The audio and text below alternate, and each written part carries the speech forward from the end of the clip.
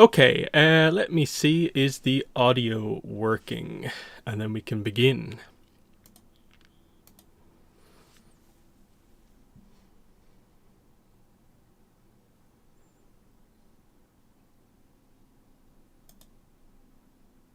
Okay, so I think that is working. Okay, and then I'll switch to this.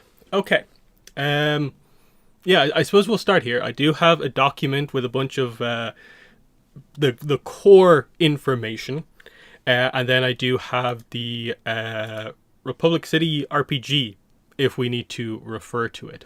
We'll go over it. There'll be stuff to cover, of course. Um, but first, I suppose we probably should start with the whole kind of idea of we're basically this time yesterday the panel was in progress, and effectively everyone who wasn't in the panel was sitting there not having any idea what happened. And that was the whole kind of problem yesterday trying to cover the event.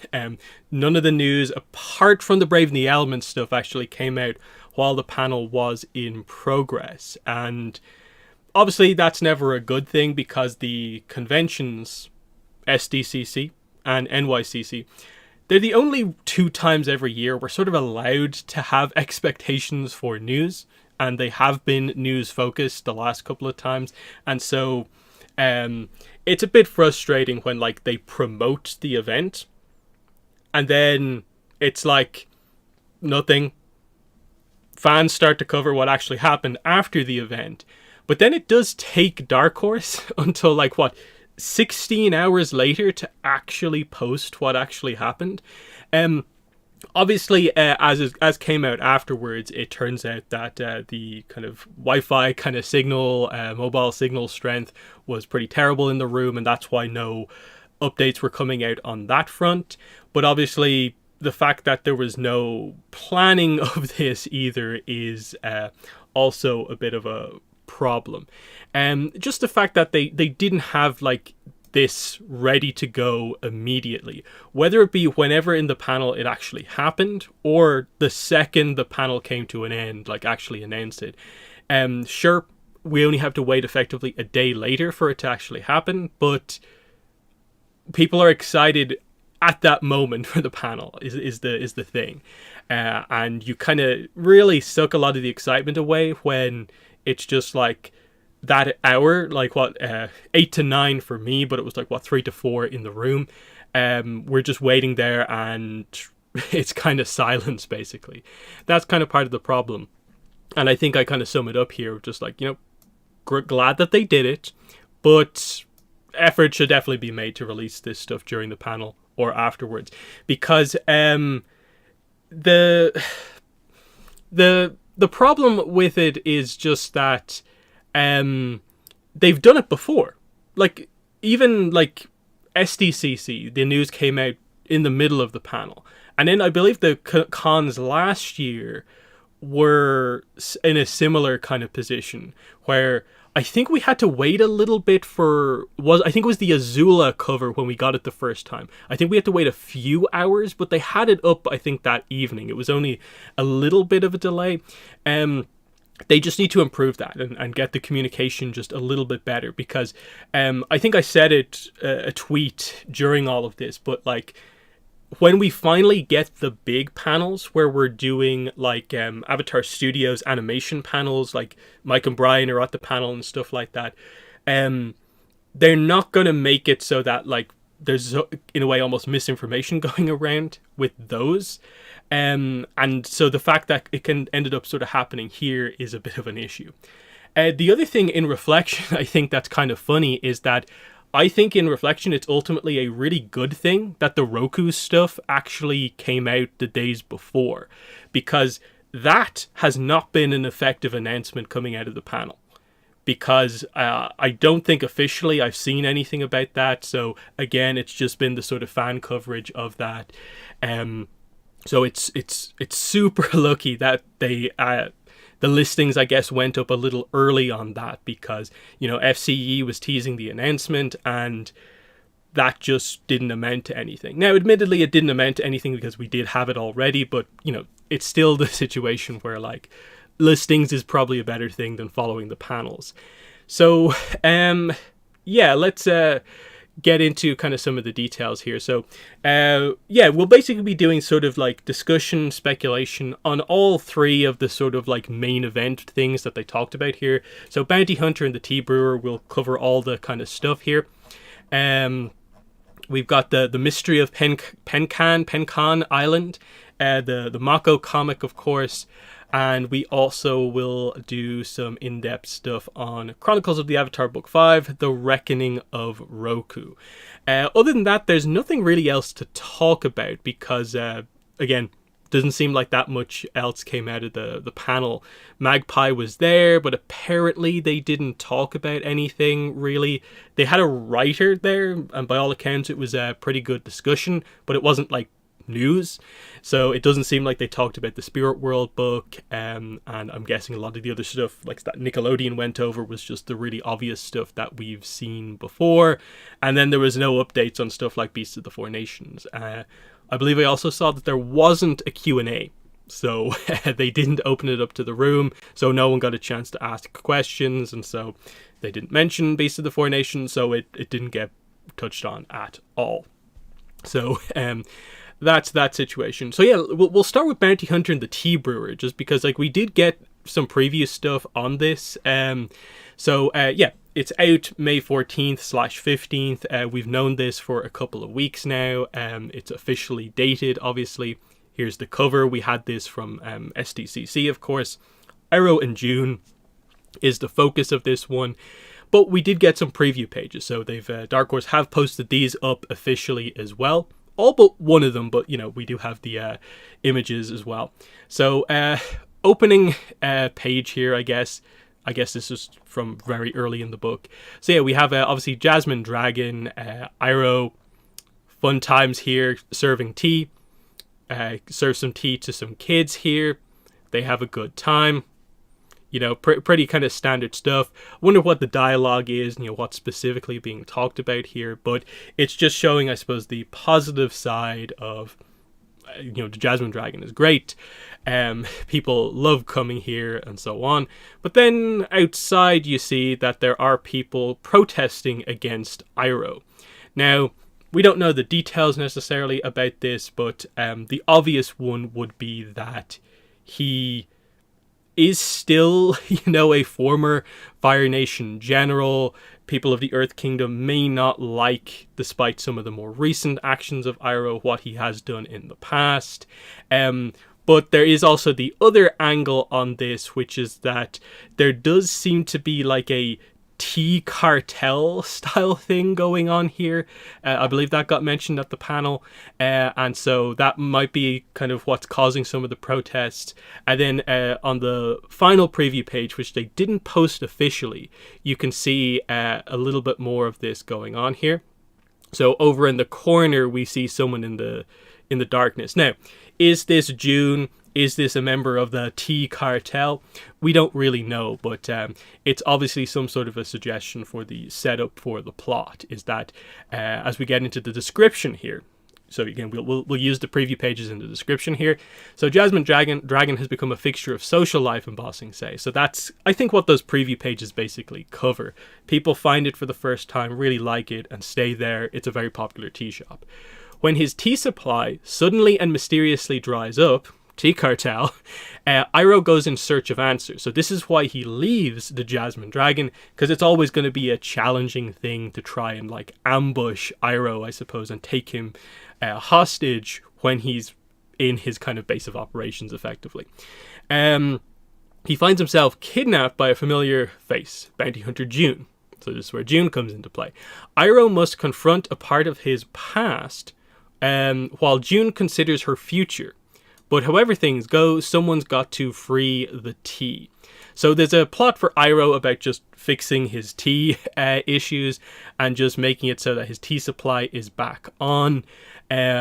June obviously is in a bit of a weird position. One positive interaction with the group, one kind of, I suppose, one interaction with the group where she's kind of, an enemy, one where she helps them, what's going on kind of next.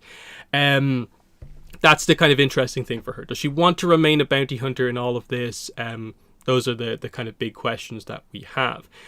Greg gave me some details here about, like, obviously T Cartel gets mentioned, some sort of a mention of, you know, June's parents and people that she has worked with in the past being explored. So basically the idea of Iroh's past and June's past kind of like overlapping in some way.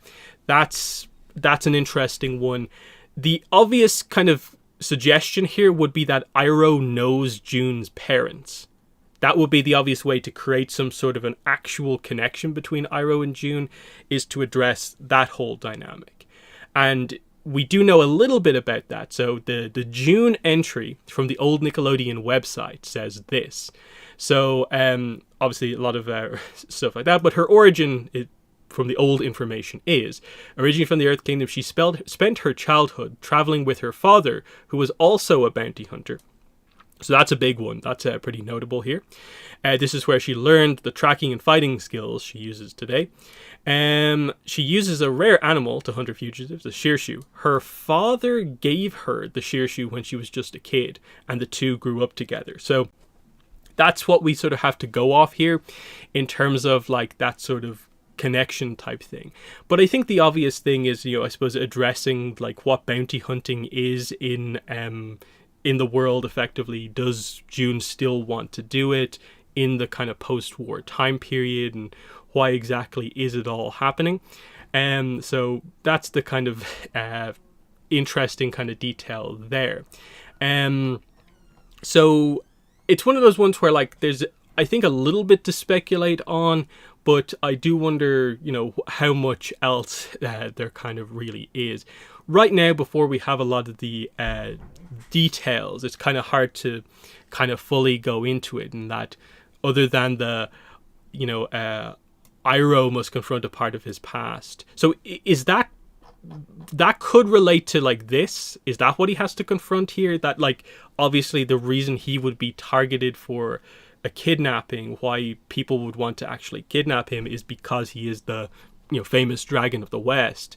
It could be as simple as that, because in many ways you would assume that the more interesting kind of part of this book probably has to be June's backstory, and it being more just that like Iroh, as this very experienced character, has a history that's kind of complicated, and it's more of just June deciding where to go, kind of going on from there. Again, it's still a very unusual choice for like the second one shot of this trilogy, in that we went from Azula to Iroh and June. I really wonder who they're going to do for like the third of this group, like the sixth one shot comic, given that they've really kind of switched it up on us, I think, going from Azula to this. But yeah, I guess we can more or less move on unless anyone has any other comments about this one. Yeah, I think the whole T Cartel thing kind of has people interested. You know, how big of a deal this actually is. Is this more of a jokey thing that will just kind of get resolved at the start and end of the book, and, you know, it's probably maybe not related to a lot of it? It'd be fascinating if it was the entire kind of middle of the book, like the T Cartel is ultimately behind this whole thing. They have hired June, and it's this just crazy plot. Now, why exactly, I suppose, the T Cartel have an issue with Iroh is a bit weird, in that, like, is the T Cartel obviously is able to control tea supply, but you assume it's that they run tea shops like elsewhere, and Iroh's taking business away from them, I guess, is the issue. It'd be interesting to find out that. Who is the leader of the T Cartel? Little bits and pieces like that are the kind of fun things to learn about. But certainly based on this stuff from the old website, June's parents, her father seems to specifically be mentioned here. Again, this old Nickelodeon website information is stuff like, I think it's very like retconnable. Like, I think if they want to not be super locked in by this old information, I'm relatively okay if they feel they have to kind of move away from it to advance a character or do something different with the character. This would mainly relate to, if they do have a plan for her parents and they want to also include her mother as well, whereas this seems to only talk about her father. That's a bit of an interesting one. But I guess from there we can move on to the mystery of Panaan Island. So finally, after a big miss, a big kind of mistake of communication to a certain degree at San Diego Comic-Con, very disappointing that this didn't get announced there. They finally made the announcement here.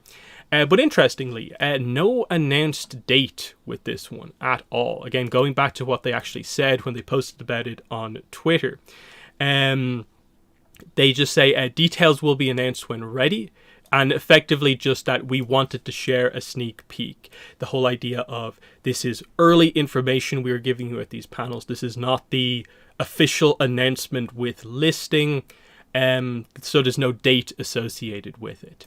Now, it's very, very likely going to be sometime in between May and November, December, just because of the timing that is probably going to be the case with this book. So because this is out in May, and we expect there to be a third book by Faith Erin Hicks and Peter Wortman, that will probably be 5, 6, 7 months after this one, that would put that as being the end of year book, the third one of these, if there is a third one of these.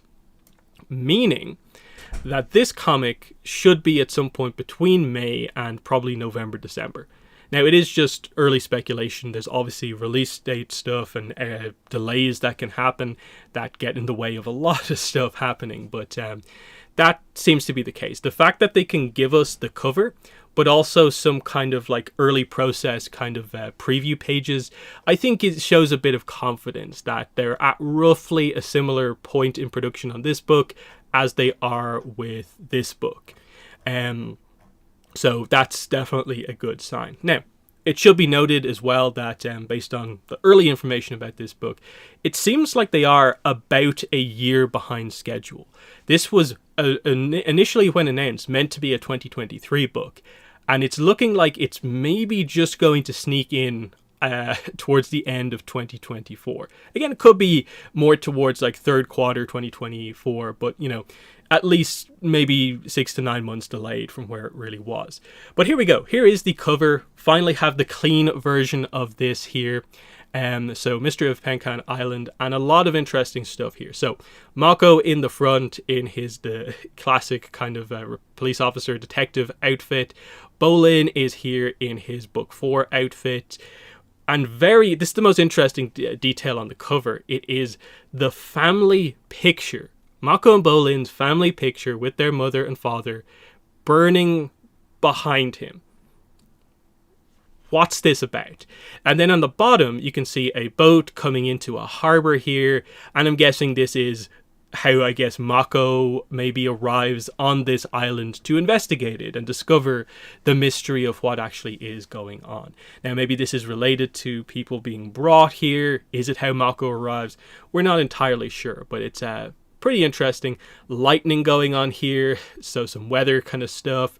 There are some houses you can see here, but there's not too much to say about the background here. Now, beyond that, we do obviously have some early preview pages, but notably, I don't, at least as far as I'm aware, I haven't received anything to say that they actually said anything about this book. Maybe Greg or I think Lauren in the chat, who were both at New York Comic Con, can kind of clarify of just like, did they literally just present this and the preview pages and that's all they said, or did they say anything specific about like the tone or what style of a book this is actually going to be? Because I don't remember coming across any real description about it as such. So that's all we really have to go on there. But yeah, let's get into these preview pages. Again, they posted these officially as well. So the first one here, which is listed here as being page 5 apparently.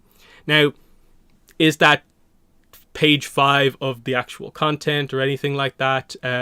I'm not sure. There's probably pages before this.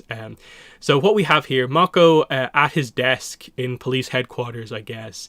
He is taking information from these kids who I'm guessing they have seen something. He is very interested in what they have seen. He's getting the information from them. He's trying to, form a good relationship with them, as you can see from the kind of caring expression on his face here. Then we seem to skip a page and go to page 7, where I guess the children's mother arrives and takes them away, gives out to Mako for, I'm guessing, just questioning them without her being there. And he seems to have formed a bit of a connection with this boy here, who does at least wave goodbye to him before being taken off. Then we could head to page 9. So we skip another page. Mako goes back to, I guess, their apartment. And he sees Bolin here playing with Pabu. He puts his jacket down on the hook. Then he has a bit of a reaction to it. Then he immediately takes the jacket back and heads out. What exactly is going on here, I'm not entirely sure, because he doesn't seem to look at Bolin and Pabu and be like, oh, so is it something about the coat on the coat hanger or something? I'm not entirely sure, but it seems to be some sort of a thing where he makes a connection here and immediately moves to act, and Bolin is just like, what's he just done there? He's come back and immediately left. What a weirdo, basically. And that's what we get. Very, very basic, early kind of preview stuff here. They seem like they purposefully chose probably the least consequential pages from the book here, probably. So that's pretty much it. So yeah, it does seem like this is basically all that was presented about this book at the panel. Yeah, no date for it yet, and yeah. So that is to be expected. So, yeah, no official description yet. Creative team, if it's still the same, as far as I'm aware it is. Written by Kiku Hughes, art by Alexandria Monique. Looks very good here. It's obviously the kind of one of the more finalized stages of the kind of process here. But obviously no colors just yet. But it looks very good. The big thing with Alexandria Monique's art is how clean it looks. She obviously did a lot of the fancy art during the kind of parts of the RPG stuff, and that's fantastic art. And the fact that it's just as good in many ways, panel to panel here, they've really found an excellent artist here, I think. So I'm super happy to see how this all looks in motion and so on. So yeah, and then remember connecting a lot of the information together on this. This was announced as a Korra comic trilogy. There was a lot of confusion back and forth over, does that mean part 1, part 2, part 3? Or does that mean 3 one-shots like the Avatar comics are doing at the moment? We now basically, I suppose, effectively have confirmation. One-shots across the board is what we're doing. We can't do 3-part stories anymore because of that general overview kind of statement, I guess, that Mike and Brian made a couple of years ago, that they're done with the 3-part stories. Because of Avatar Studios in some way, we don't know the exact details, but we obviously haven't seen a 3-part story since Imbalance or Runes of the Empire. Now, the obvious speculation to get into here is about this. Super interesting detail on the cover. Why is that picture there? So let's get into that. We're talking about Mako and Bolin's parents, San and Naoki. So, of course, from episode K303, The Earth King, or early in book 3, of course, they meet up with their father's side of the family in Ba Sing Se. And Grandma Yin is basically where we get this picture from. Some of the few communications she got from her son about his life after he left, basically. And that includes this picture here. And we get to see Naoki, San, and young Mako and Bolin. Really, really memorable scene here, adding on to some of the backstory that we knew already for the brothers, but actually a little bit more on the parents. So what it means is we actually know a bit about San as like the kind of Earth Kingdom side of the family. We at least get a bit of his story. But it does mean their mother, Naoki, is mysterious. Like, we don't actually know a lot of details at all. So bringing up the key dialogue here from this scene, the question comes up: why did Dad, San, leave Ba Sing Se? Chao says, San always had big dreams. He couldn't wait to get out and see the world. Your grandfather thought it was ridiculous. He wanted San to stay home and work the fruit stand, but San was determined to leave, and they had a huge fight, and that was the last time they ever spoke. Sorry, Mom. Yin, of course, brings them to basically show them stuff, and we get this scene here, of course. The only letter we ever got from San, it says he married a beautiful girl from the Fire Nation and had 2 wonderful sons. He sent this picture of you all on his birthday. We get the whole scarf connection, of course, here. I'm so sad I never got to meet your mother, but you have her eyes. She must have been a wonderful bride for my boy. But still, the idea of they don't know much about Naoki either. Other than obviously the idea that she's Fire Nation, and this is the whole reason there is a firebender, of course, within the family, is because she's from the Fire Nation. Now, of course, they went to Republic City, of course, but the idea is that I guess she is actually originally from the Fire Nation in the same way that Naoki is originally from Ba Sing Se. So it creates the mysterious connection here of potentially, is Penkan Island a fire island, and is that the island that Naoki is from? Maybe. That's the obvious thing. And then as for what do we know about the death of the parents, Korra asks in episode 3, and Mako just says they were mugged by a firebender. He cut them down right in front of me. I was 8. So that is the detail. So it happens 10 years prior to the start of Korra is when this happened. So whoever did this is likely still alive, obviously, because not a lot of time has passed throughout Korra. What is it? It's basically 4 years effectively by the time we get to post book 4 has effectively passed. So, it's 14 years basically after this event. Yeah, we have to assume this character is still alive and out there in some way. But Mako doesn't seem to obviously know anything, at least at the time, about this. Now, the book could do some reveals about that he's been using some of his time as a police officer to look into this, check in on what's happening here. That's the kind of big connection here. As is mentioned in chat there as well, it is also notable that Asami's mother Yasuko was also killed by firebenders, specifically Agni Kai triad members at similar time. So, what's going on here? Is there a connection there? Are they separate? What's going on? Asami doesn't seem to be involved in this, because you assume she'd probably be there on the cover if she was involved. So they seem to be focusing this in on the brothers. So this is the obvious question for this one.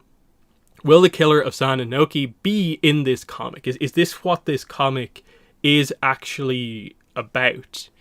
Referencing the idea that through, I guess, investigating some sort of a crime that maybe those kids in the preview pages came across, Mako ends up coming across information that draws him to this island, and we go from there. Now, it's obviously hard to piece together everything when we do know relatively little, but obviously Bolin ends up coming with him. That's why Bolin is on the cover in action. So what's actually going on here? I suppose we have to look back up at the visuals again to see what we can get here. This seems very early. I think it's very hard to speculate. So obviously Mako is still in the city at this point, gets his information, and at some point we're going to head off. Obviously the image itself is burning, but they didn't take the picture with them, did they? So like the idea is like I don't think Mako and Bolin like do they have this picture with them? I assume they wouldn't take it away from Yin. So I think it's probably just meant to be like symbolic of like knowing everyone would remember this, and the idea of the burning past being like finally uncovered, and the idea of like that whole thing.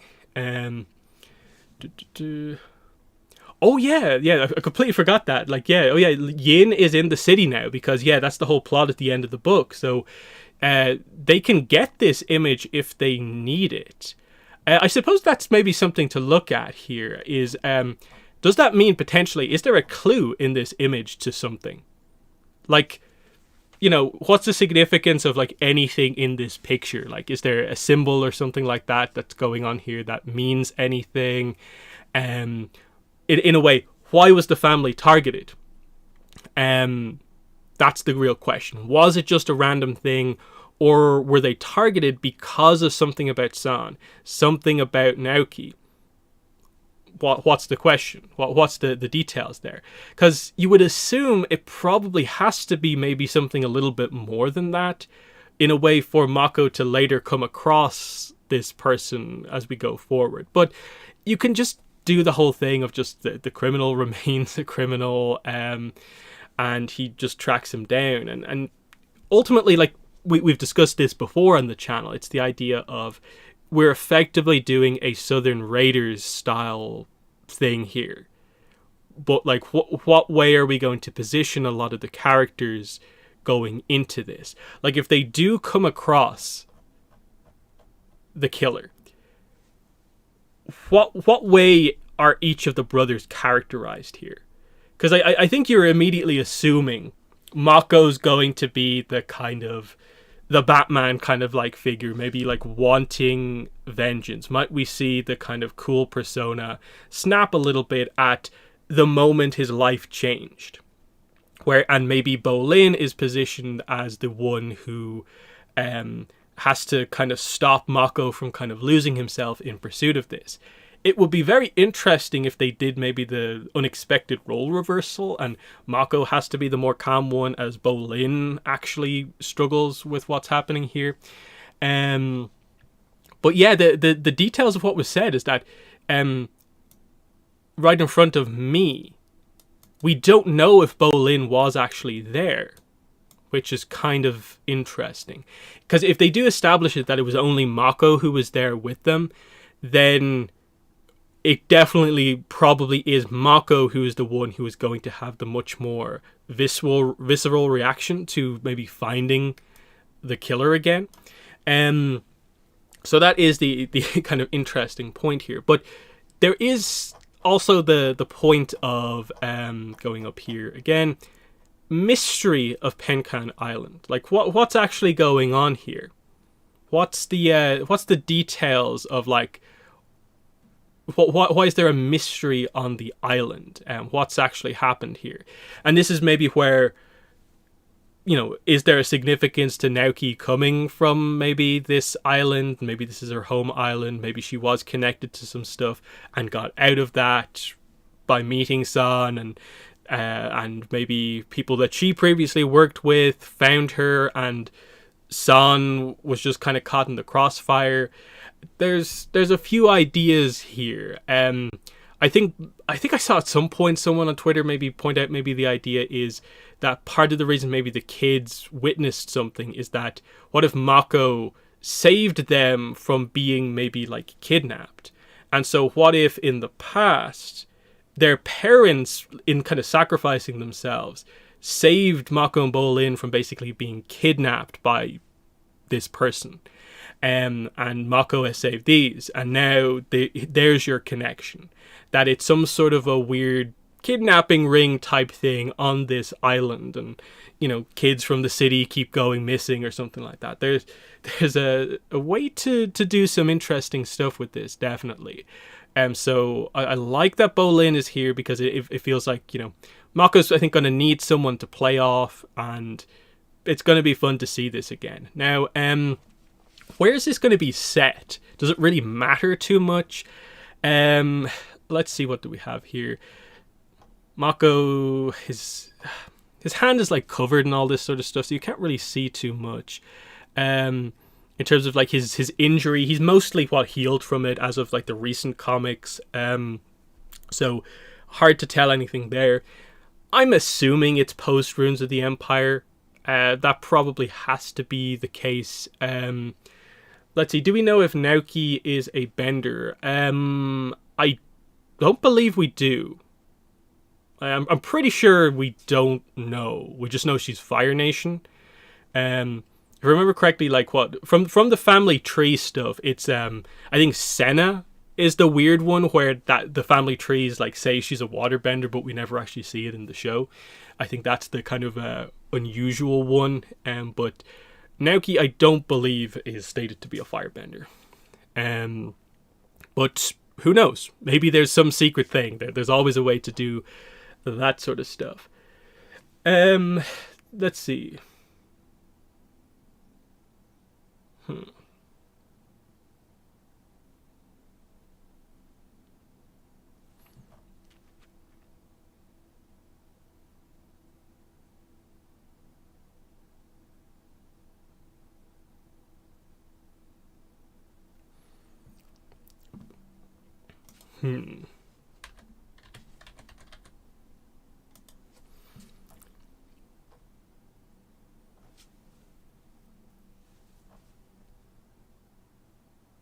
Yeah, I don't think either is a bender. I think we just know they're both Earth Kingdom.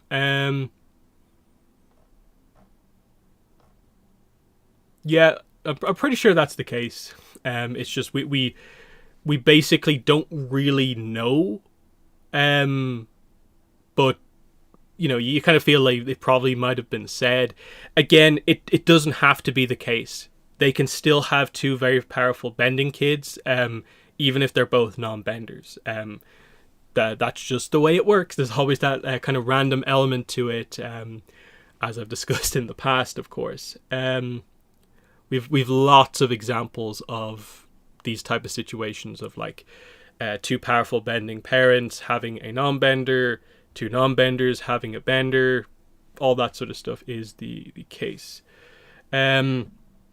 So yeah, I wonder like how much else is there to really talk about here. This is where the description would be really, really helpful. But yeah, I assume it's post Runes of the Empire, just because like that's where you've left off the comics. There's lots of room to work with from there. You do wonder with Bolin, like, will they give an explanation for why Bolin is able to be free from his job as Julie's assistant, press officer, effectively, for this whole mission? Now, it might only take a day. Maybe it's his day off. You can easily explain that stuff away. But that is the big thing with Bolin. It's like, you don't want him to forget that. Like, he's in a pretty important position, Bolin. So hopefully they actually like acknowledge that whole thing. Let's see. Is it the furthest into the future that we have in the Korra timeline? It probably would have to be, because like some of the free comic book day books, I guess, are like the furthest that we have, sort of. But it gets into the whole timeline thing of like, if there's nothing like significant that happens, then it's kind of hard to say. I would say the Republic City RPG information is probably the furthest into the future, I think, because that actually has information that goes beyond the comics.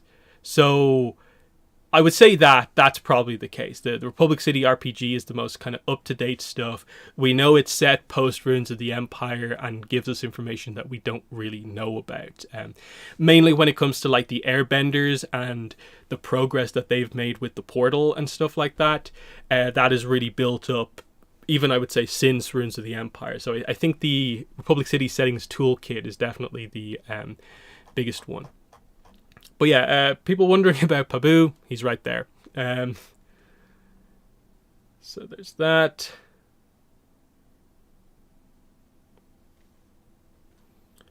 Korra era in Legends is 2 years after Runes. Is it? I'm not sure. I'd have to look. But I'm pretty sure it's mostly just like the kind of weeks and months following Ruins of the Empire. Very, very surprised if they jump ahead that much, but who knows? They're always vague with a lot of these details with that sort of stuff.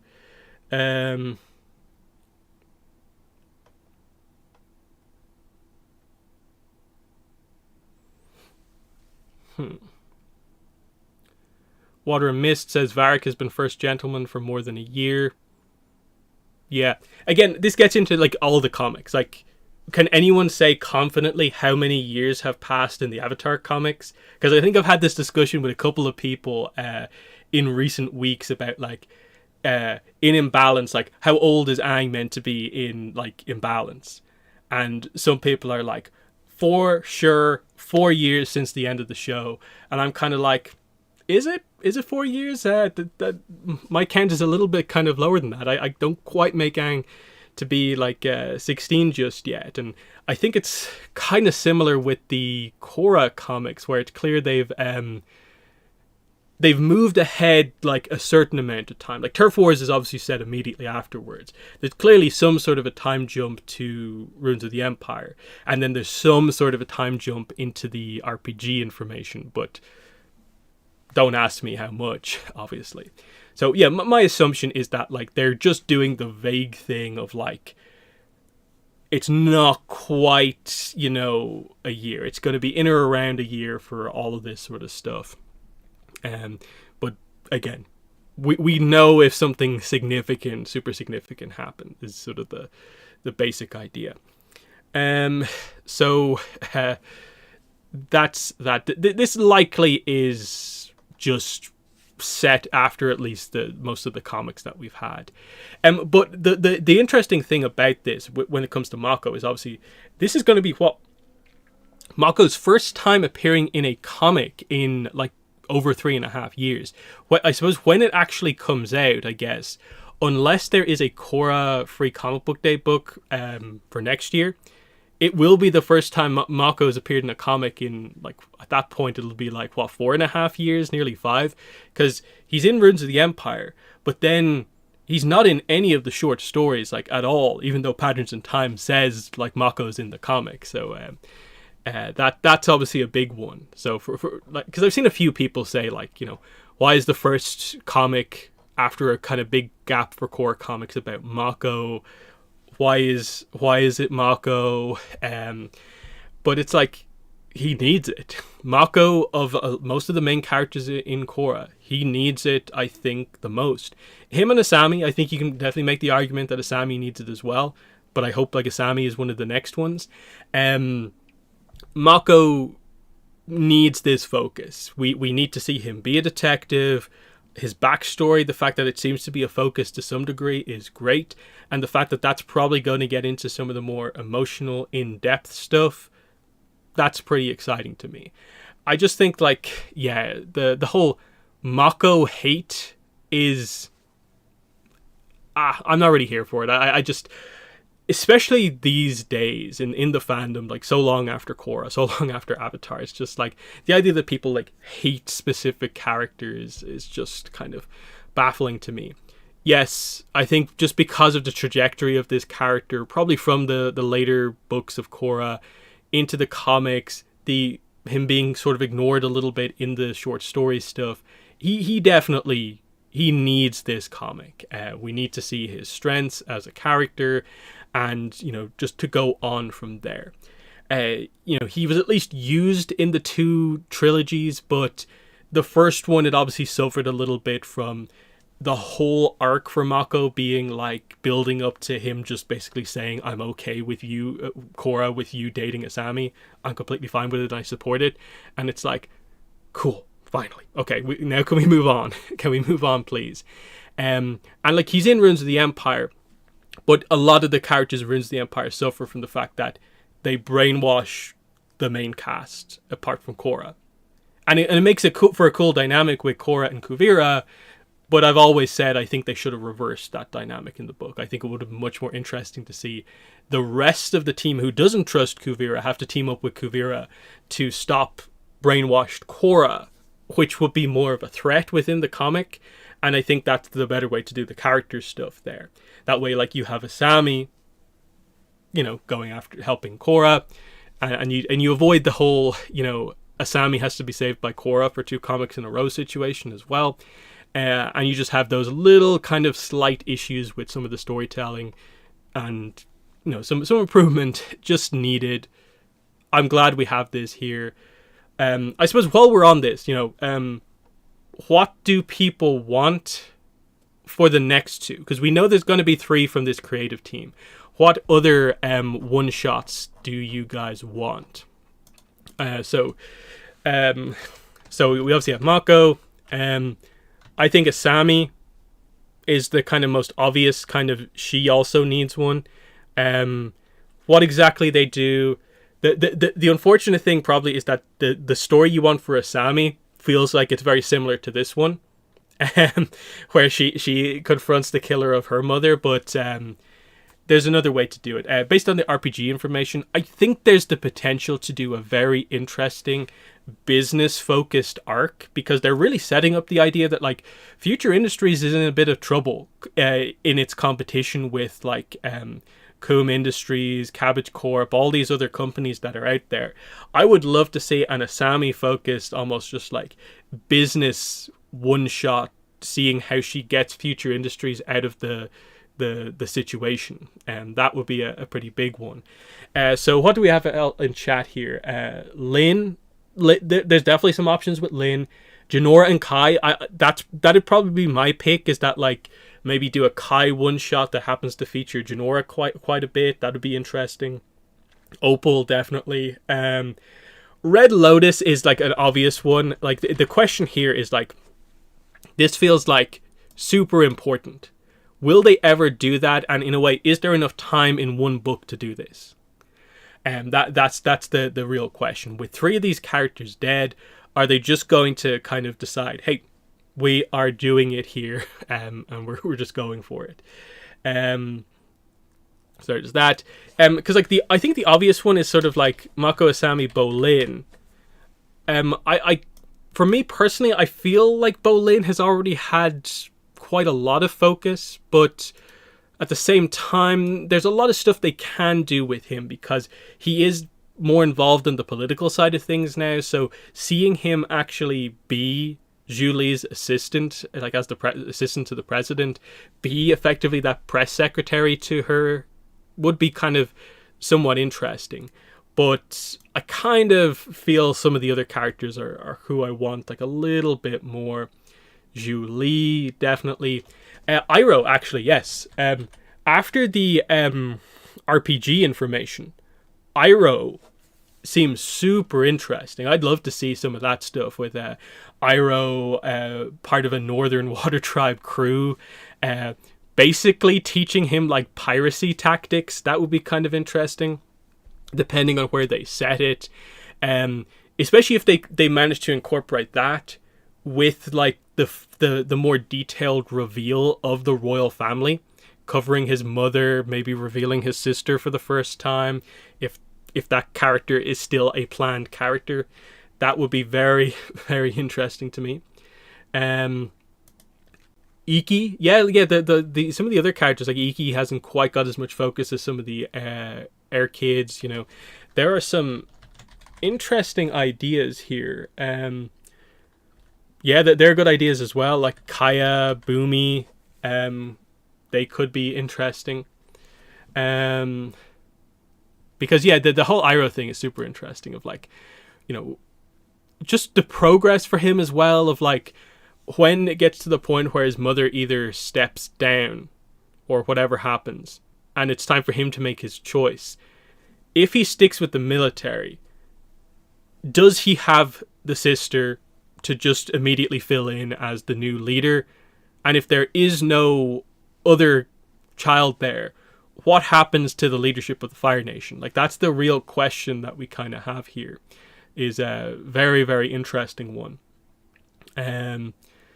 Eska and Desna. That is an interesting one, actually. It's a bit of an out there one, almost. But like, Eska Desna one shot would be kind of interesting. I think it would be very funny, because they are the combined leaders of the North. So just seeing their day-to-day stuff would be kind of interesting. But yeah, there's a lot of ideas because there's been relatively few Korra comics compared to Avatar comics. I think there's just so much open ground to work with. But and this is why almost like if they do make this the first three, it almost comes across as being like a little bit boring.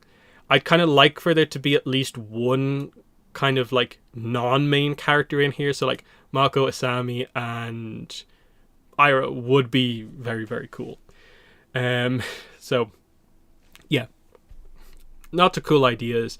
We're in an interesting spot at the moment where like, would we have to wait until next Comic-Con to get an announcement? Because if this team gets up and running and this comic actually does release, like say, let's say October, maybe September, October next year, that would put probably their next book as being the next book, it would be before San Diego Comic-Con next year.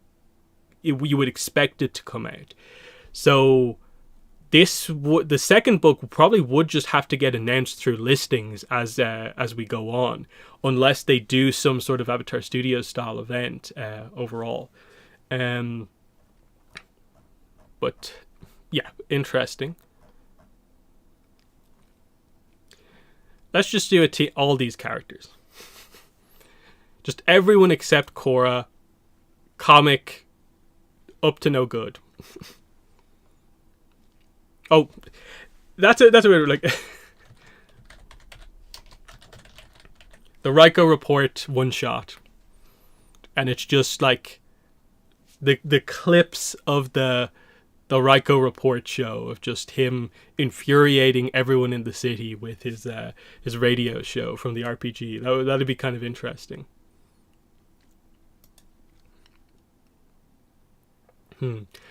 Paramount Plus Investors event for 2024. Yeah, they didn't do it this year because obviously this is where Avatar Studios was announced, February 2021. And I think we had one the next year, but obviously they didn't talk about Avatar Studios. There's a chance because they have that, and then I think the following month after that they have the Paramount Upfront. So there's events in or around like February, March where like they could do stuff, because obviously when we get the big Paramount news stuff, eventually Avatar is going to get talked about in those things, rather than us finding out about everything through specific like Avatar events. But we'll see what actually happens there. So yeah, that's all that stuff. And I suppose at this point we can move into Chronicles of the Avatar, The Reckoning of Roku. So yeah, there's quite a bit to cover here. So obviously this is out July 23rd, 2024. Incredible. No gap year. That was fantastic to hear. No gap like there was between Kyoshi and Yang Chen. That was great to hear. Roku ultimately was the expected, avatar that the book was going to be about. I know a lot of people had maybe convinced themselves that it was going to be Zito because of that FCE interview where he mentioned Zito. But Roku, I think, is what they want to do. I think there's a clear trajectory with the books that they're getting us to the point where we know a lot about that group of avatars directly before Aang. And then, like, once they do Roku, maybe they do more Karuk, but then the door is suddenly open to now what do the novels do? Because now all of a sudden we're dealing with the avatars that we don't know a ton about. They're not the immediately recognizable avatars to most people. Do we do Zito? Do we go for Salai? Do we go for Avatar Gun? Or some of the other ones? Like, this is the kind of important stuff. do the obvious stuff, and move on from there. So we only have a placeholder cover. They didn't show a new cover. Well, a new cover. They didn't show the cover at the panel. So we're still waiting on that. I'm going to guess the cover will be in the typical novel announcement slot of end of January, early February, when we usually get the announcement through listings. That's probably when we'll see the cover for this book. So there's that. Let's see. Could you clarify what the reckoning means in the context for non-native speakers? Okay. Oh God, how to actually describe this word, reckoning? It's sort of the idea that in a way there's kind of something that Roku is going to have to almost answer for. Like he has a reckoning kind of in a way coming like upon him. He is going to have to answer, like in a way something is going to happen kind of coming up. Let me just get the exact definition of the word.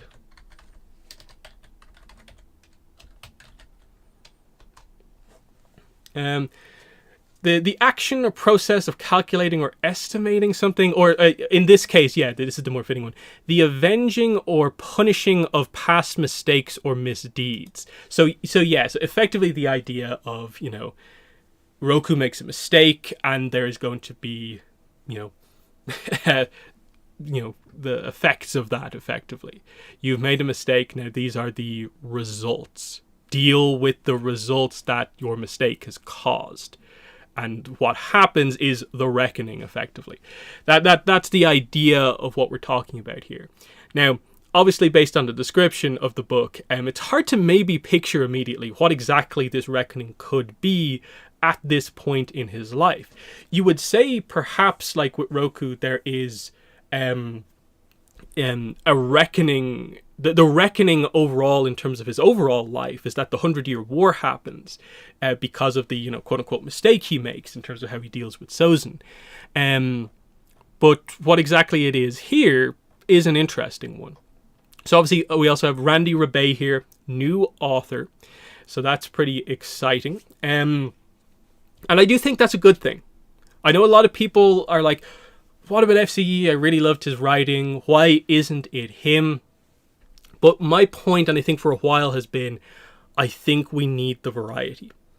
For Avatar going forward, like it was eventually going to get to a point, somewhere down the line, we were always going to have a new writer other than FCE. And I think sooner rather than later is probably the best opportunity for this, because when you have too many books written by the exact same writer in a row, you do tend to notice maybe some of the tendencies of that writer.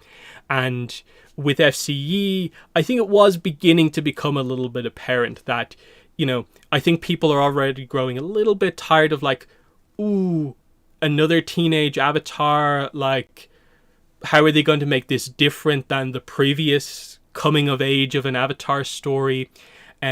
So I think to almost counter that, the new writer coming in is definitely, I think, ultimately going to help things. In that, like, FCE saying, like, Legacy of Yang Chen, I think he got a little bit cautious, perhaps, towards the end of his run on the comics in terms of truly adding new details in. I'm not exactly sure what happened when it came to some of the details and reveals towards the end of Legacy, but there were little bits and pieces like that. Sometimes the way FCE would structure parts of the story, like this was again quite noticeable in Legacy of Yang Chen, he pulled that trick of story told out of order, let's catch us up with that, a few too many times. It worked most of the time, but there was a few instances where probably didn't need to do it as many times. You could say at times maybe a little bit guilty of a little bit too flowery language, being overly kind of metaphor, simile kind of focused, rather than just, hey, what's actually happening in this scene? I'd like to specifically know what's happening in this scene and not just interpret what's happening in here. Again, none of these I think are huge problems, but over the course of 4 books that like I've analyzed in great detail, you notice little bits and pieces, and I'd like to get a different author. I think it's definitely the right choice. I'm not familiar with Randy Rebet's work, and I think, like I said in my video, it is not my tendency as a fan of Avatar to overly seek out the work of like incoming creators, because ultimately I want to see how he does Avatar, and that is going to be slightly different than his own like original stuff, in that, you know, he might like to do certain things in his own work, but there will be certain restrictions in place because he's working on an IP here, a licensed IP. And that's going to kind of slightly, I suppose, maybe alter his writing a little bit. And I'm just interested to see how exactly that is. But yeah, moving on to the description here, of course, Avatar Roku. But yeah, the description here. Let's see what we can pick out of this. A young Avatar Roku has only just commenced his training at the Southern Air Temple. So straight away, we know exactly where this is going on here. This is what I used for the thumbnail on one of my videos. And basically, it seems like this is going to be the dynamic that we get. We're going to get, effectively, I assume, the book is going to be set probably a couple of weeks, maybe even days, before this exact scene happens. Because it seems like they're friends at this point during this scene in Avatar and the Fire Lord. So I'm guessing it's literally just prior to this will be where the book is exactly set. So Roku's going to look basically like this. Gyatso is going to look just like this. And that's what we're doing in this book immediately. So his erstwhile friend, Prince Sozin, requests his aid in preventing the Earth Kingdom from claiming a remote Fire Nation island. So, another plot relating to a remote island, and potentially a remote fire island. If the Mako comic is about a fire island, that's like 3 in quick succession. I think other people have pointed out like 4 if you include like the Milo and Bumi book from Patterns in Time, where they also went to an island. Lots of island focus happening right now. And just in general, this is quite an interesting one. The idea that like the prince is the one requesting Roku's aid specifically about a political incident. And you kind of wonder, like, is he doing this behind the back of his father? Has his father maybe... does his father want to do something but can't because of political issues? But Sozin decides, hey, the Avatar's my best friend. I'll organize this, basically. So super interesting that it's happening so early in his training that literally, like, it's been days, weeks, and Sozin's like, we've got a problem. So it's an interesting one because we'll get to the Roku information in the RPG, but the Earth Kingdom is a little bit of a menace during this era because of Earth King Jailun, who was going to be the Earth King at the time here. He is up to no good, basically. This is what's kind of happening here. So it's going to be kind of interesting, like, how they exactly frame this, because this is so early, we can't really assume Sozin is maybe quite up to too much bad stuff just yet. But in a way, him maybe getting involved with seeing the influence of some of this stuff actually happening here is going to be interesting. If we do get details on Sozin's father, I assume we'll have to get at least a name. Finally get that name. That'll be kind of cool. Again, we'll address what island this potentially could be in a second when we go through the Roku RPG information. But anyway, despite his inexperience, Roku slips away with the help of an irritating young airbender named Gyatso. So, again, you can sort of see that here. Obviously, I'm guessing Gyatso, the incurable prankster, in a way, that's going to kind of, in a way, come out here, and that's part of their initial dynamic. Gyatso is extremely fun. Roku is, I suppose, maybe more used to relative, like, stuffy nobility, with maybe Sozin being the only kind of maybe fun kind of friendship dynamic in his life. So air nomad society is going to be completely different to him coming here out of kind of nowhere.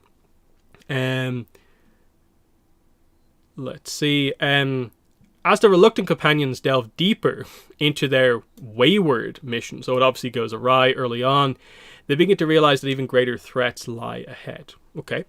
Plagued by self-doubt but eager to prove himself. I think that's fitting for early Roku. I think you can see that even from the couple of scenes we get of a very young Roku when it comes to like the Ta Min situation. You can tell he has self-doubt. He doesn't have confidence in himself.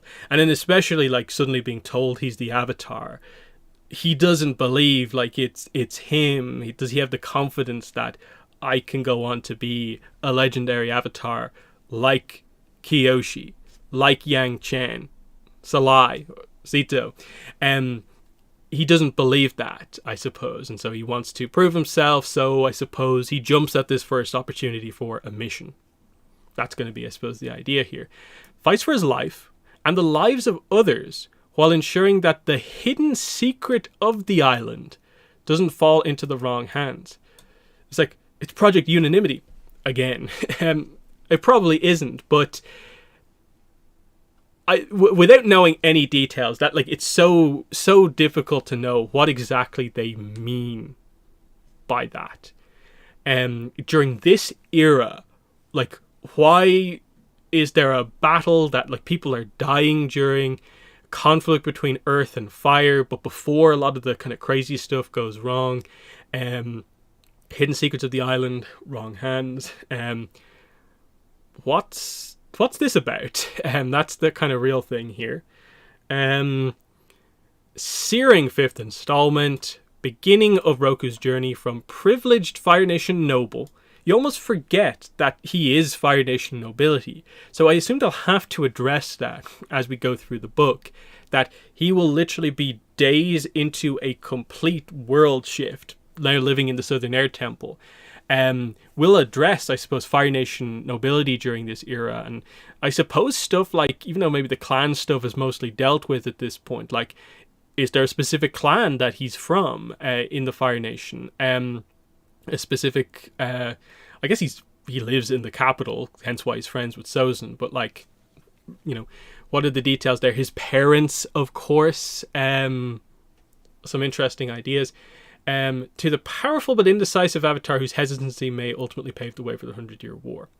So by the end of these books, unless they do a time jump with the second book, it's going to be hard to maybe get to exactly this point, just because the ultimate decision he makes is so much later on in his life. But that is the interesting kind of idea here with all of this stuff. Let's see what the chat was saying during that. Do you think Go Jun will appear in the book, Queen of Amashu? At the very least, I'm assuming there'll be like a mention of stuff like this as just your world building information in the background, highlighting world leaders at the time. If it's there in the Roku RPG material and it fits for the characters to be around during this time, which I think is most of the world leaders in the Roku era, I think it will be referenced if relevant, obviously. There should be a lot of flashback scenes with Sozin. That will be the interesting point, is like, do they attempt at all to do some of that other plot stuff that's going on? That will be interesting. Will they show Sozin becoming corrupt?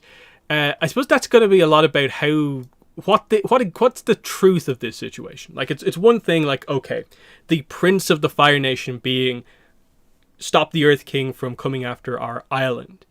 But then we maybe might have the question of, like, is it officially a Fire Nation island, or has it been disputed for generations upon generations? And it's one of these, no one quite owns it, so it's more of an even dispute, and Sozin is actually asking Roku to kind of intervene in a situation that maybe he shouldn't be intervening in. What else is in chat? Dragon Egg Island. That is certainly an interesting one. Like the Earth Kingdom trying to maybe take away the main island where dragons kind of come from. That'd be super interesting because this would be before the whole dragon hunting thing starts.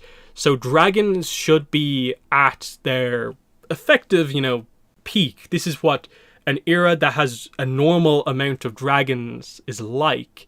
How many of them are there? Because again, like this is the thing. It's like this should be the same case for like the Kyoshi era and the Yangchen era. But like, I might just completely misremembering everything. But like, was there any references to dragons in the novels before now? I'm just trying to remember this now. Because obviously we're only really in the Fire Nation like once, but like, did we never just randomly came across a dragon though, did we? But again, we weren't really in the Fire Nation a lot of the time. Obviously, they're still rare creatures in the same way that like badger moles, you're not just going to find them anywhere. That's, I think, the whole significance of a lot of them is that, sure, you'll find a lot of sky bison at the air temples, but I'm guessing dragons are still pretty rare. It might suggest that there is some sort of significance to what's going on here. Because, of course, Roku is going to have to get Fang at some point. But when is that actually going to be? We don't really know. Might be later on in his life, a little bit, but it's unclear. What he has Fang, at the very least when he was 45. He has it when like he discovers the colonies and has the proper confrontation with Sozin. But does he have it when he finishes his training? I'm not sure about that exactly. Which appearance in Avatar and the Fire Lord does Roku actually first show up with Fang in?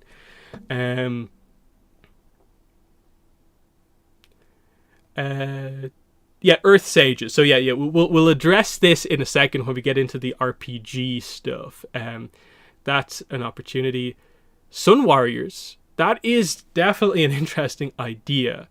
I'd be very surprised if they did a thing where the Earth Kingdom was trying to claim the Sun Warrior Island, but it's certainly a possibility. The Secret of the Island.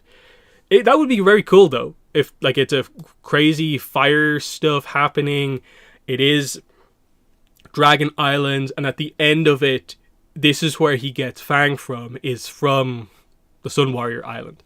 It's certainly a way to do it, for sure, I think. So that's an interesting one.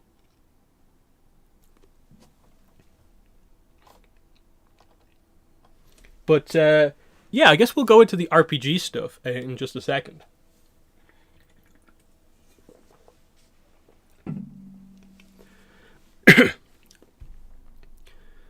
Okay, so what do we have here?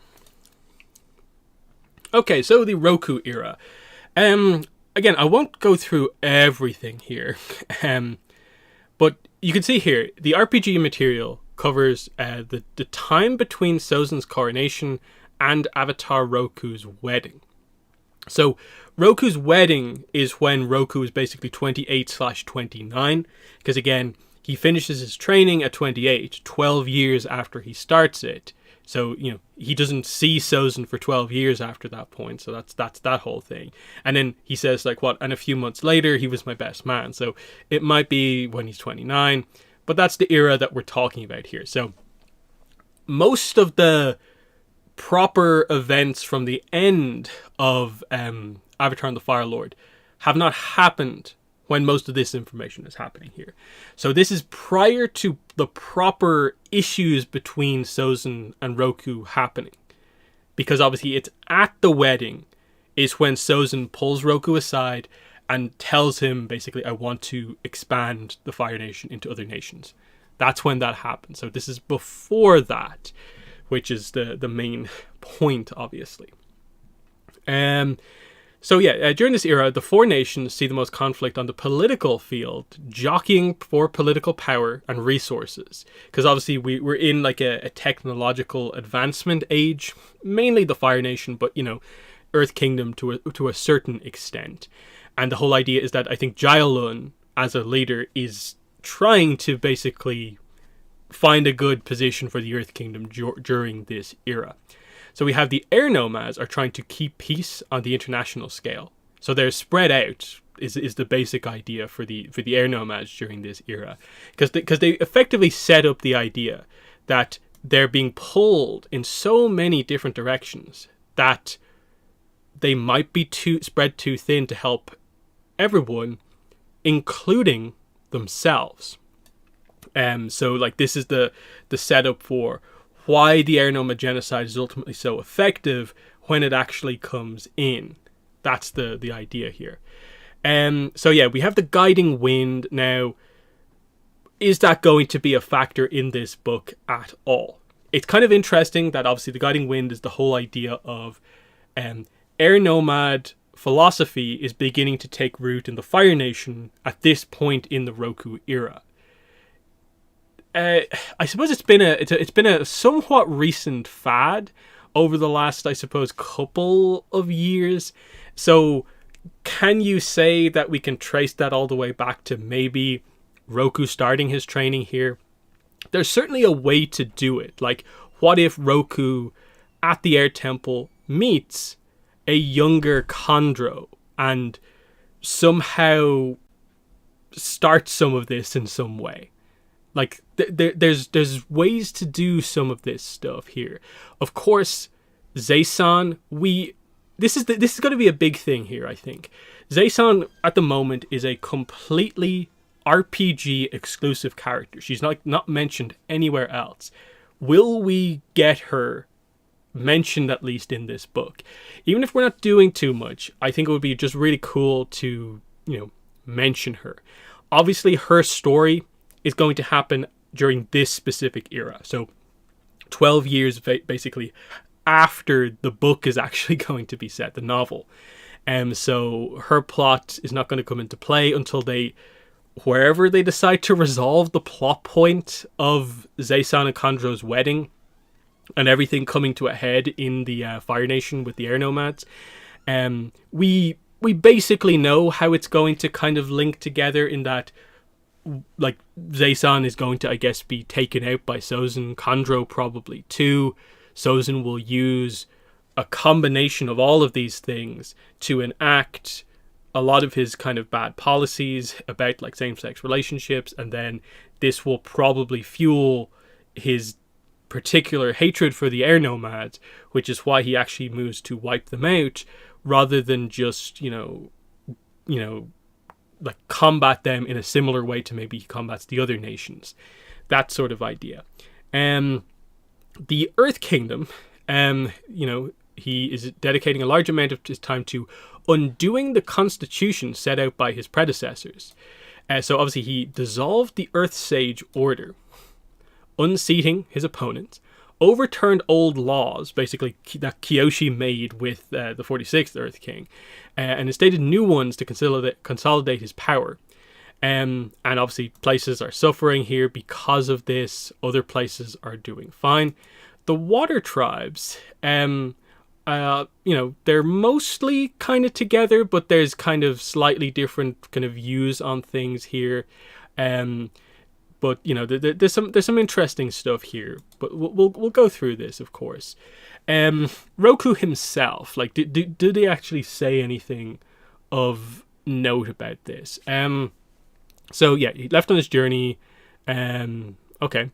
Traveled the world for many years, mastered the elements, made a few good friends along the way, including Monkey Atso, Master Waterbender Takukak, which is an interesting one because obviously he is one of the main Roku era characters. Like, he is effectively a Roku Team Avatar member.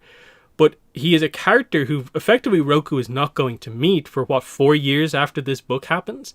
If he has 12 years training and it's somewhat even, he'll spend 4 years with the air nomads before spending a couple of years with the water tribes. Now, because obviously, like, we learned about Takukak here, but this is his waterbending master, who he only meets later on. So very interesting character, but it doesn't look like he will be a focus in this book. Same goes for Sud, his earthbending master. So that's an interesting one. So yeah, this is where he obviously learns about the world.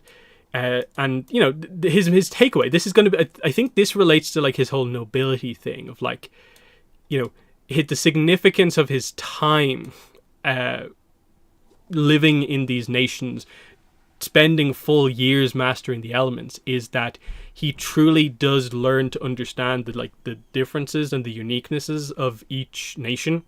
And that's a big thing. And then learning the difference between like his privileged upbringing and that is not representative of everywhere in the world.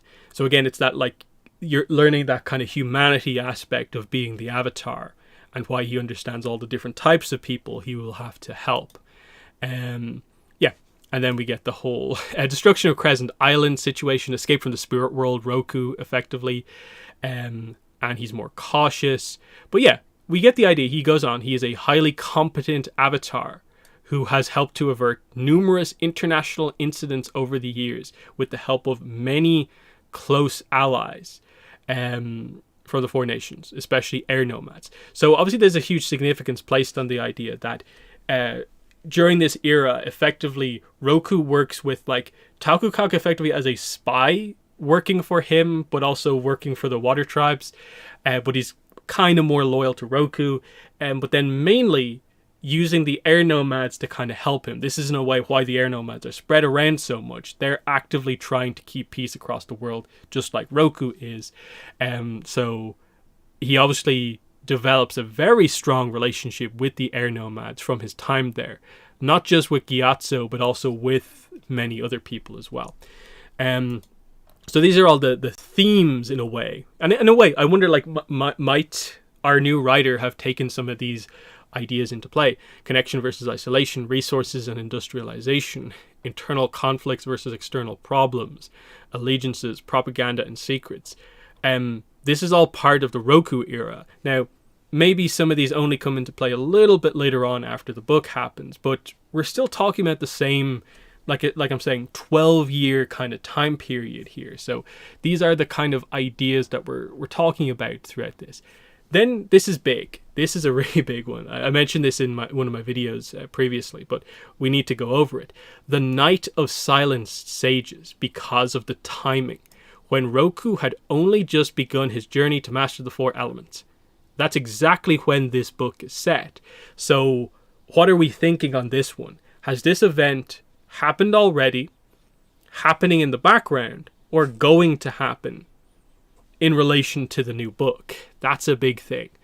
So yeah, the end of the Earth Sage Order, of course, it's Jaelun who basically initiates this.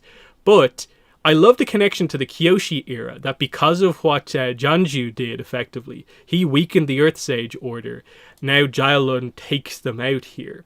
That's a big one. Let's see. Question in the chat: will the Mako comic finally go to the Fire Nation in Korra's time?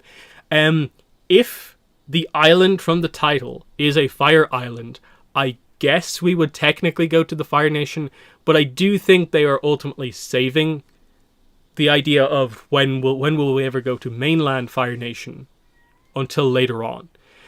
So I don't think this is going to be the full-on reveal, but they might technically get around it just with the pseudo Fire Island type situation.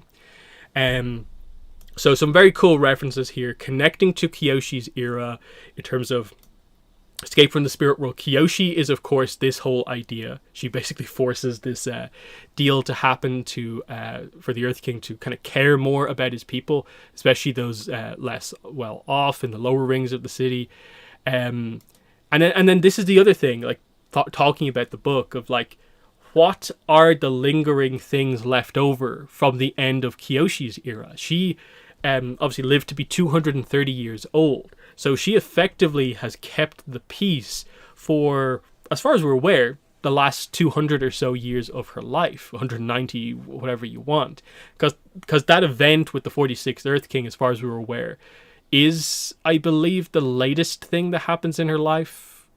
I'm not sure exactly where that is in relation to the Chin stuff, but it seems to all happen in or around the same period of her life. So it leaves this giant period at the end, like the rest of her life, that we don't know much about.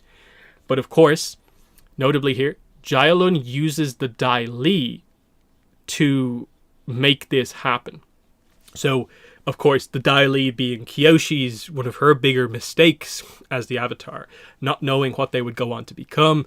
Here is an example of them being used for bad in a different era, of course. Now, the sages are technically still around, but it's now royal learning halls, and they are just people who are completely loyal to the Earth King. And that's the real significance here, of course. We have the Northern Passage kind of incident, the idea of Chen Bao, which, like, what are we thinking here when it comes to like the Yang Chen stuff and like the Shang cities? Is Chen Bao our northern Shang city? It seems to kind of fit in a way that, like, if those Shang cities get renamed in a way as time goes on, is Chen Bao what one of them is in this era? Because obviously we're talking about Northern Water Tribe and Northern Earth Kingdom, and that's exactly where one of them is. So very, very interesting there. So yeah, like minor skirmishes going on here, a tsunami. Now, obviously this is something that happens well afterwards. This probably doesn't really relate to the novel as such, but it speaks to the idea of some of the conflicts going on. So yeah, Bin-Er might be Chen Bao, maybe. If not, it's somewhere right by the place we otherwise know as Chen Bao. Because like it's a full-on Earth Kingdom state, trade routes, fishing, somewhere that's close to the Northern Water Tribe and Northern Earth Kingdom. Might be. So yeah, this is conflicts going on. It just speaks to the way things are happening in the era. We might begin to see some of the early signs of this stuff actually happening here, but it's probably not super kind of related here. But we have the relationship between the Northern Water Tribe and the Earth Kingdom are poor. Something to note going into this book is that, like, something that only recently comes into play, that sort of stuff. Let's see, a question in chat. I wonder if Randy Rebay has watched the show and read the other novels, I assume. I think people found some tweets from him from a few years ago that he has watched the show. It seems like he actually only watched it for the first time in, like, 2020 or something like that. It seems like someone recommended it to him and he did a little bit of a kind of tweeting out while he was watching some of the episodes, and so he really liked the show. So at the very least, he has seen the show as of a couple of years ago, and I believe the video during New York Comic Con, or at least FCE talking about the new writers, is suggesting that, like, our new guy coming in, he knows this stuff. But then you also have to keep in mind, even if he's not the continuity expert perhaps that FCE was, that's the assistance he will get from Avatar Studios. That's the behind the scenes stuff that we hope is in place, that you don't have to rely on the writer being the most amazing person in the world at all the kind of continuity stuff. But there is that. Obviously, this is an event that happens much later on. Like, we obviously see this in Escape from the Spirit World. It's relatively, I suppose, unrelated to what we're going to see in the comic now, I guess. But we'll see what happens here. We're addressing, volcanic instability and stuff like that. This, again, might be where we begin to, address some of this stuff here. How long ago has the Air Nomad philosophy has had a growing influence on the Fire Nation? I'm not sure that this goes back like 12 years. So I don't think we're going to really be talking about the idea of just this direct plot point in the new book. Like I said, when we get to the Air Nomad stuff, I think we'll probably maybe see some Origins stuff on that side of things at that point. When will we get more news on Avatar Studios? At this point, February or March next year, there is probably a chance we get some stuff, because that's when Paramount are going to do like investors stuff. They'll do their upfront event, and given that we're going to be a year and a half out, Avatar has a chance to be involved in those things. Otherwise, probably San Diego Comic-Con and New York Comic-Con next year will be when they actually deliver proper information. Because especially when we get to a year from now, New York Comic-Con next year, that's a year until the movie. And that's kind of we probably should already know a decent bit, but they should start communicating more at that point. Do you think that they decided to put more information on the Roku era into the RPG because they knew this was going to be the next novels? There's probably some element of planning, but I think they realized when they were doing this and they were taking that multiple generation approach that they had to include Roku's era if they were going to include like Kyoshi's era, Aang, Korra, 100-Year War. You have to fill in that gap. And they probably realized at that point that like, oh yeah, no one knows anything about Roku's era apart from the events of 306, which are extraordinarily focused on one or two specific things, and we don't know like anything else about the world. Which makes it all the more baffling that like there were fans out there honestly trying to make the point that we don't need a Roku novel because we know everything about his life. And they're not even talking about the RPG. Like, to them, the RPG might as well not exist. So literally just the existence of 306 as an episode is like, that's his entire life. Nothing else happened.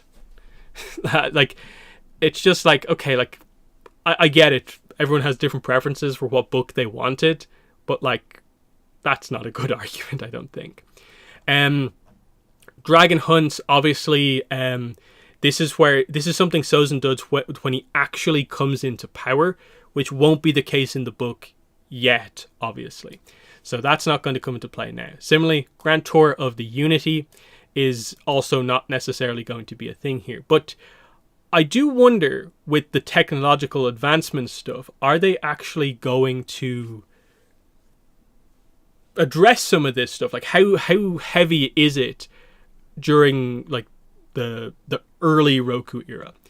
Wait, there were people complaining. There were definitely a few people complaining.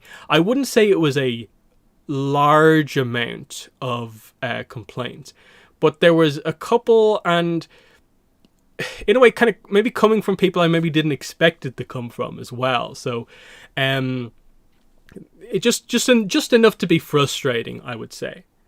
Because like the obvious point is like, what do we actually learn in Avatar and the Fire Lord is like, okay, Roku and Sozin were friends. Roku is found out to be the Avatar on his 16th birthday. He does his training. And they montage through 12 years of his life, his entire training, with just like Monkey Atso. They don't even name Talkukak within the episode, and it's just like, I learned waterbending, it was hard. My element opposite. Fair enough. Earthbending training, Sud, friend. Fully realized Avatar, meets Sozin again, and then it's just the key events of the Sozin incident leading up to his death. Nothing about any other incident that happened in his life as the Avatar. Any other character that he necessarily interacted with. Any of this stuff. Like there's even the details that are covered, there is more to cover about them. In that, like, I think a lot of people would actually really like a novel that actually addresses like, how did Sozin feel? How did Roku feel in the gaps between those moments? Let alone the potential for stories, obviously, during his airbending training, during his waterbending training, earthbending training, and so on. Even before being the Avatar, like, his life isn't noble. All of this stuff, like, there's still like, I want to know what happens. Even more on the kind of romance side of things, like when he came back at the end of his training, how did the relationship with Min kind of like properly happen, and how did some of those moments happen? So it's like we got a overview of his life, but there was no detail outside of specifically the conflict with Sozin. And that's the kind of big thing.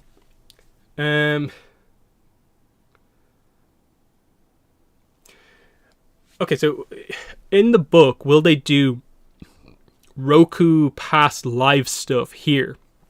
It's an interesting one, because people, I think, are going to expect it, because it was probably, for most people, a bit of a disappointment that we really didn't do it much in the Yang Chen book, given the ability that she had. So I think people will be wanting at some point Roku talks to Kiyoshi, just to see how exactly that is. Will it be here?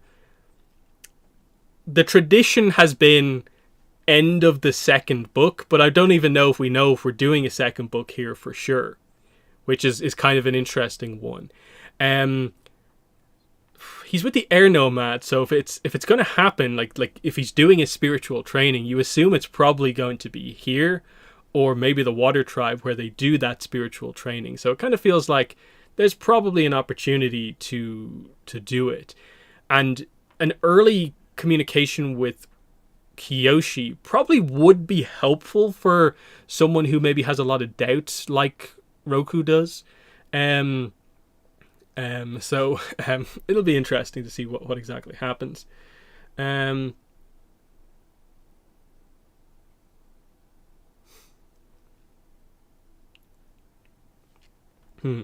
But I suppose while we're on the topic, like, obviously, it was kind of convenient in a way what happened, that in the couple of weeks leading up to the Roku announcement, on Twitter, like, a couple of Roku things did go kind of like viral a little bit. One in particular was someone saying, like, who's the better avatar, Korra or Roku? Now, I think it was clear that the poster was trying to draw out some Korra hate with that post. But what it ended up doing was kind of just causing a lot of different kind of types of drama, of like people realizing you're just trying to draw out people hating on Korra. But then certain Korra fans, in a way, falling for the bait kind of like in reverse and being like, no, Korra's awesome. Roku's the worst avatar.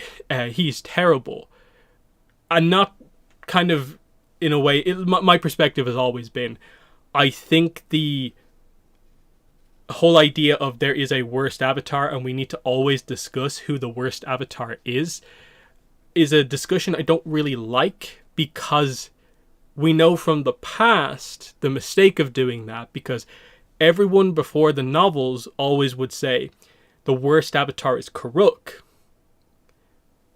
Even though I think it was clear there is more going on with him than meets the eye, even before the novels. And now no one's really making the point about Karuk anymore, now that we know the details. But then it gets into the idea that the reason we need this Roku novel is because we know so little about him on that kind of detailed level, what he actually did as the avatar.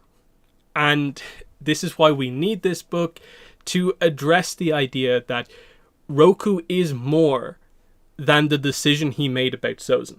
And even the decision he made about Sozin, I think a lot of people live in complete hindsight about that decision.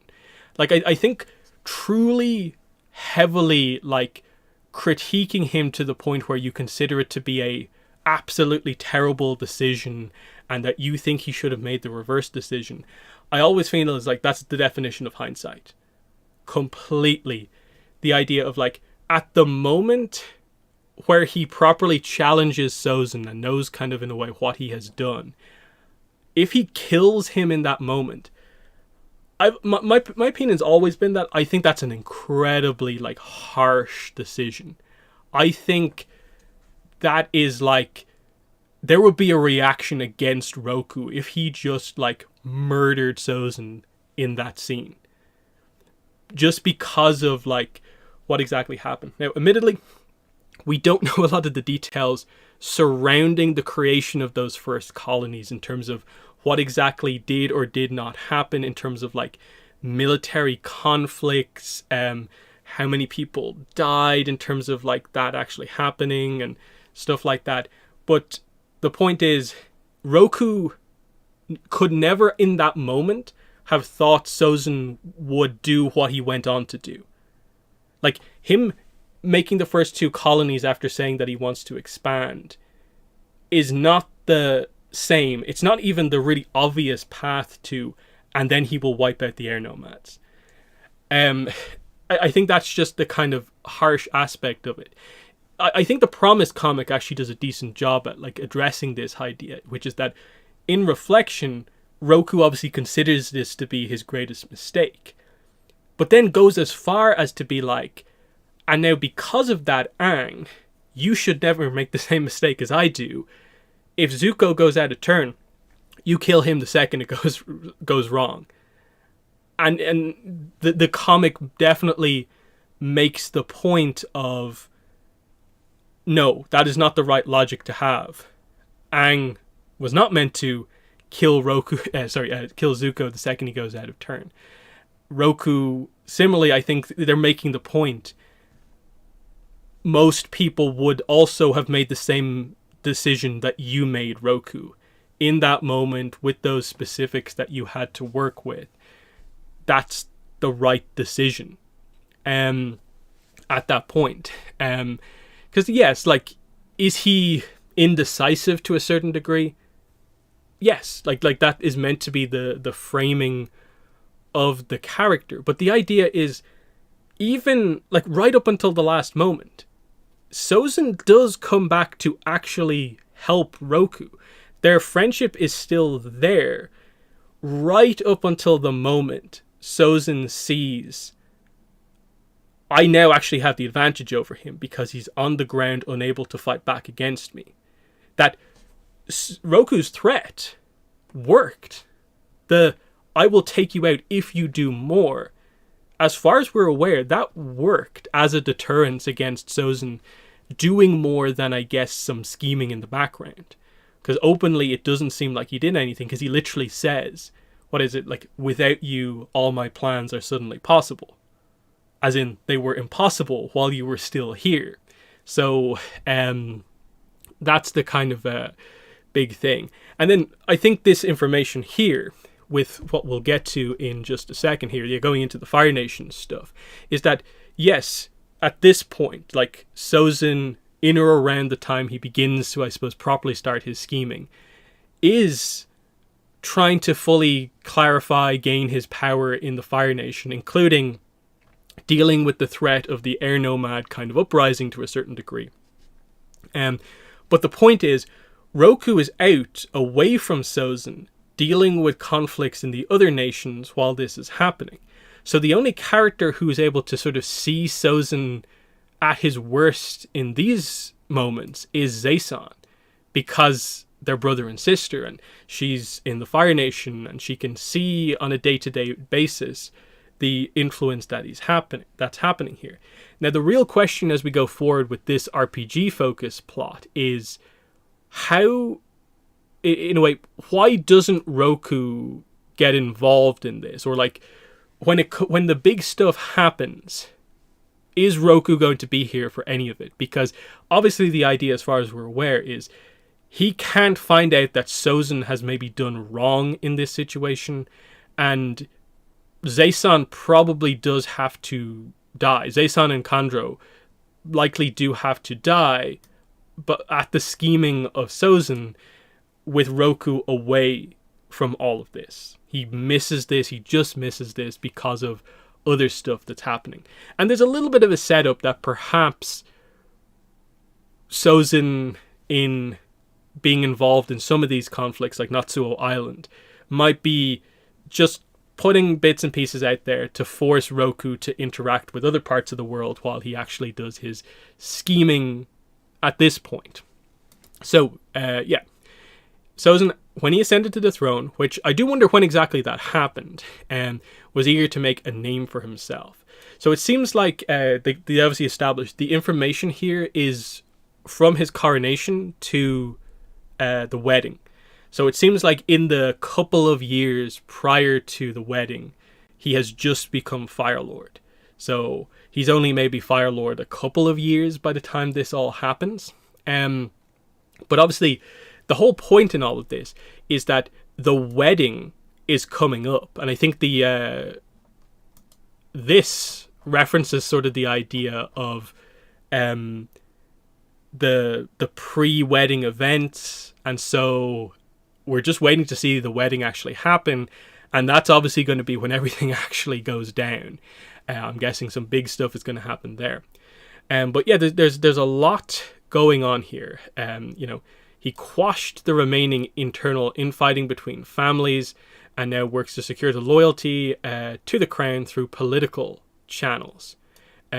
He was more aggressive against the nobles, but the roadblock has been the air nomad stuff, mainly headed by Zaysan.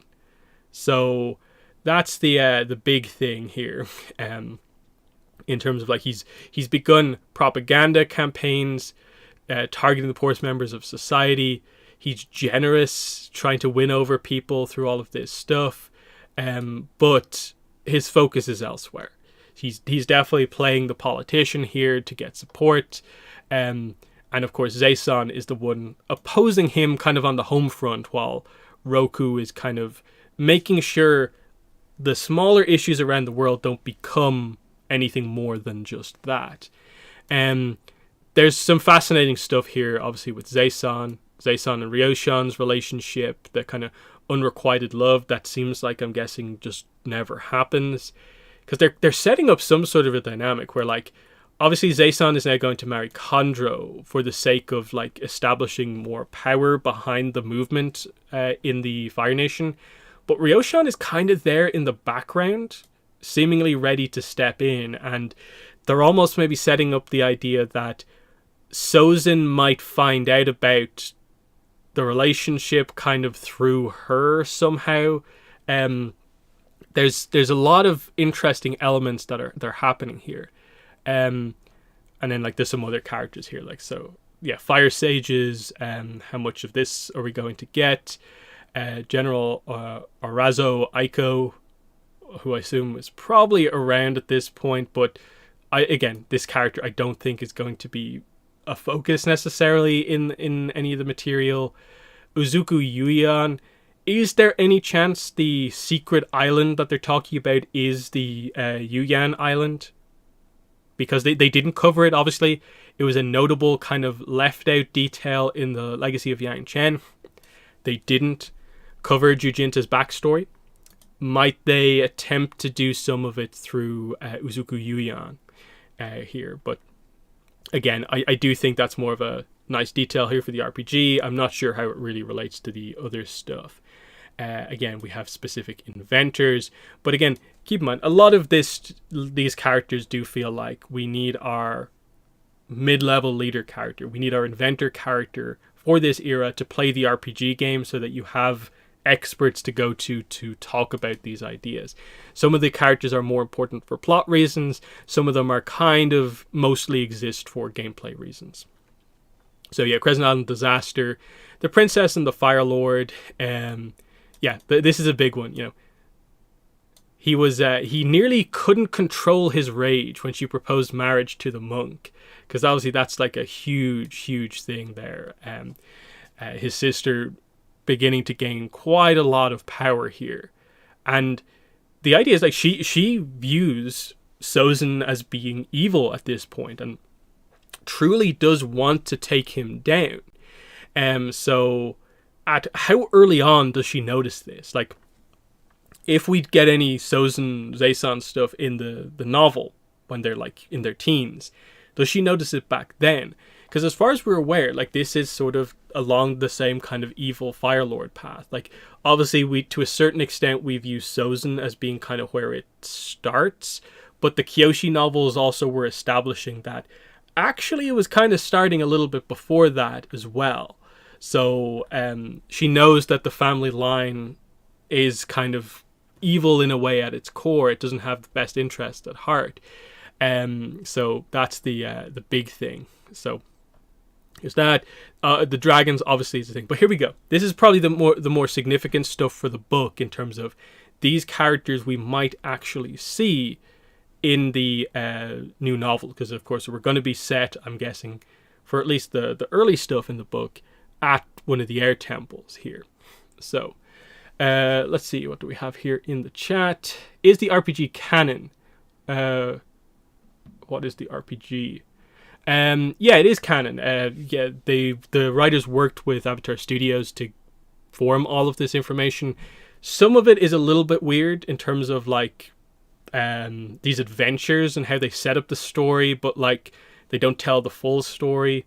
It can be a little bit kind of weird about how much of it is canon, like how many of the details specifically are canon.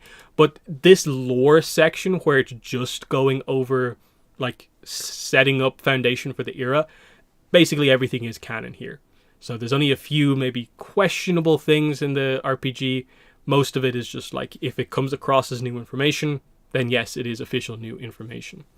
So their influential teachings have spread far and wide because of the direct support and involvement from the political families within the Fire Nation. Now, has this happened yet, or is this a very recent occurrence? This is probably one of the more interesting things. Like, this gets into sort of like them organizing in a way Roku to be sent to the Southern Air Temple. Is this maybe where some of this stuff starts? That this is where immediately the Fire Nation Air Nomad connection influence begins to happen? Or is it more of a thing that will just naturally happen as we go on? Obviously, this learning center is something that only gets built a little later on, and that's something that comes into play. But the more interesting thing is obviously Guiding Wind is a small order. It's not officially recognized, obviously. Roku calls on the Air Nomads to aid the other nations, but the Guiding Wind refuses on the grounds he's overstepping by asking that they involve themselves in politics. So this is obviously, again, 12 years later. Not sure how valid a lot of this is going to be, but at least the writer is going to have stuff to sort of like aim towards. The ideas that are eventually going to spark out and become something later on. That's the kind of idea that we're talking about here. Master Eudron is obviously one of the elders. Now, did they specify which temple he's from? I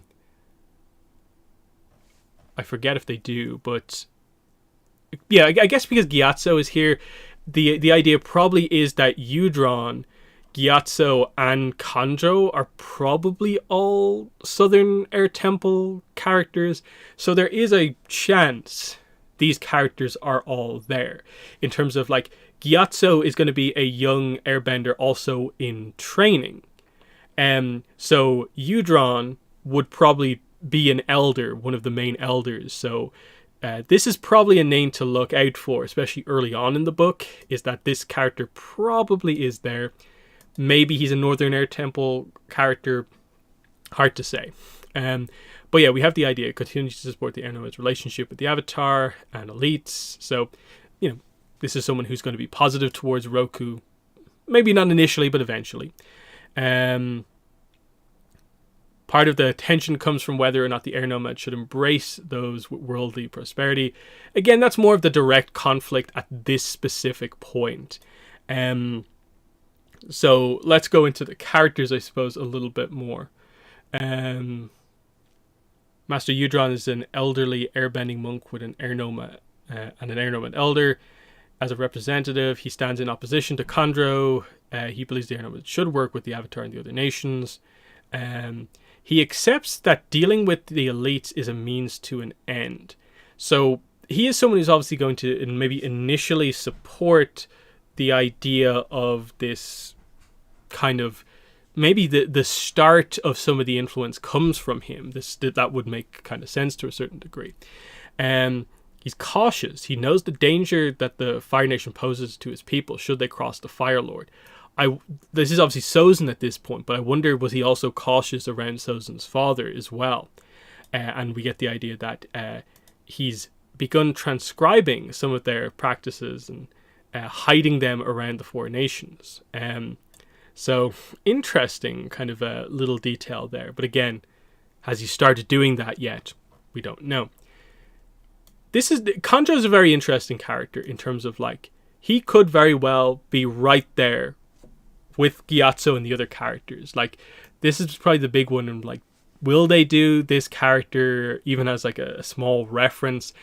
They maybe don't need to do a full thing with him, but just as a little, like, if you want to characterize more of the other kind of trainees, here's a very clear-cut character to use, obviously. He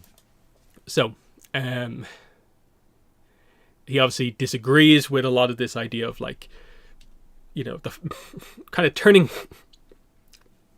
turning air nomad culture into kind of a fad, and to kind of go back to their roots and what they kind of actually are. So you can sort of see the idea of, like, one wants to have the air nomads spread out a little bit more and be more interactive with the different nations. One, maybe not quite isolationist, but kind of maybe leaning a little bit more in that direction to, like, more of a traditional roots. That's the interesting one there. Is Avatar Studios affected by the strikes? Probably in some way. Like, what's happened here is, like, Avatar Studios is animation, so they weren't affected, I think, initially by the writers' strikes, which weren't animation writers' strikes. We don't know where they were in production, so they probably were, maybe to some extent, affected by actor strikes. But I believe there's talks that maybe animation actors and writers might strike. So it's kind of like, ultimately, to some extent, yes, but I think so far maybe not as much as we might think. But then the reason that the layoffs at Avatar Studios happened is because, to some degree, of the strikes as well. So it's a complicated situation where, like, it all relates together. But, like, the answer is probably, like, yes, but the exact extent we don't know. But yeah, Afiko from the trading card game, that would be a very, very cool reveal to kind of heavily make him canon and stuff like that. It would be really, really interesting. But yeah, Kandro, very, very interesting. Ryoshan is interesting because obviously she would be from, she's from the Western Air Temple, which Roku's not going to be at because he's training at the Southern Air Temple. So our chances of coming across Ryoshan maybe aren't as kind of, notable. The exact, I suppose, timing of when she and Zaison met, and it's also, Ryoshan goes to the Fire Nation and kind of, like, trains Zaison there. So that's the other kind of connection as well. Yeah, she worries that harm may befall the princess. She might have to step in. And that is the issue. Like, that the heavy tease here. Sozin, maybe through finding out about Ryoshan, that might be how he goes after his sister. And then we have Gyatso. So we don't know much about Gyatso, ultimately. We know him well in many ways in terms of we're super familiar with his name, but we don't know actually that much about him. So here's obviously a older Gyatso. He has just recently become a master at in or around 28 or whatever years old. So young, friendly, goofy monk of the Southern Air Temple. He's good friends with Avatar Roku, who often comes to Gyatso for practical advice or a fresh perspective when he's feeling dour. Gyatso remains neutral in the conflicts and internal debate about whether the air nomad should become more isolationist or continue to embrace the world. He believes diversity amongst his people is a good thing, and internal debate eventually leads to fruitful progress no matter the decision. To that end, he encourages the temples to discuss and debate one another in the spirit of compromise. Anyone who wants a level head in disputes can find no finer monk than Gyatso. He manages to effortlessly work levity into difficult situations, yet takes everyone's feelings seriously. So this is obviously the character he will grow into, but we're going to see, I suppose, aspects of this as we go forward. So, interestingly, the idea of practical advice, a fresh perspective. And I think that's how he was kind of framed, of like, he is the most wise of the elders at the Southern Air Temple in regards to the Aang situation overall. That he is the one who actually truly cares about like Aang as a person and not just Aang as the avatar. So that's the kind of big situation here. So I guess, we're going to see part of the kind of prankster Gyatso, who's also very fun-loving, like your typical kind of air nomad. But he also is incredibly wise. Because, again, I'd be surprised, especially in this first book, if they tried to do some sort of Gyatso Order of the White Lotus situation. But there's always been that speculation that like, is Gyatso Order of the White Lotus potentially somehow? What's going on there? But it's certainly an interesting one because just Gyatso like in general is fascinating, which is with the idea that he was very close friends with Roku and like how he like the relationship he has with Aang and the idea that like Aang being alive means his old friend is dead, and like you would really like an older Gyatso perspective, but this is a much younger Gyatso. So they have lots of capabilities to do stuff with him. Now I think the big question here with Gyatso, given that going back here for a second, he is like the only other character mentioned in the description.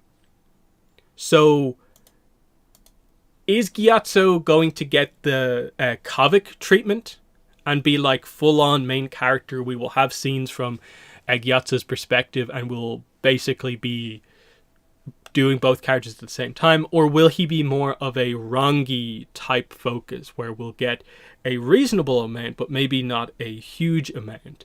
That's going to be the very interesting one to see how they do it. Because like we don't know about like other characters that are going to be involved here. Udron, perhaps there's a chance for Chondro. Otherwise, it's a little bit like we don't really know exactly who we're going to get a chance to see all that much. Again, we have some of these other characters, Sister Nori, who's a young Air Nomad student, so she might not even be alive at the time of the novel taking place. Sister Ananda, again, is this actually something relevant at this point? Issues about the Eastern Air Temple and so on, this spirit, which is a very, very interesting kind of concept as to what's going on here. But again, that seems very much a threat at that moment, specifically. Same with a lot of this stuff, like Guiding Wind. It could be in place, but it's probably the early stages of it overall. Yeah,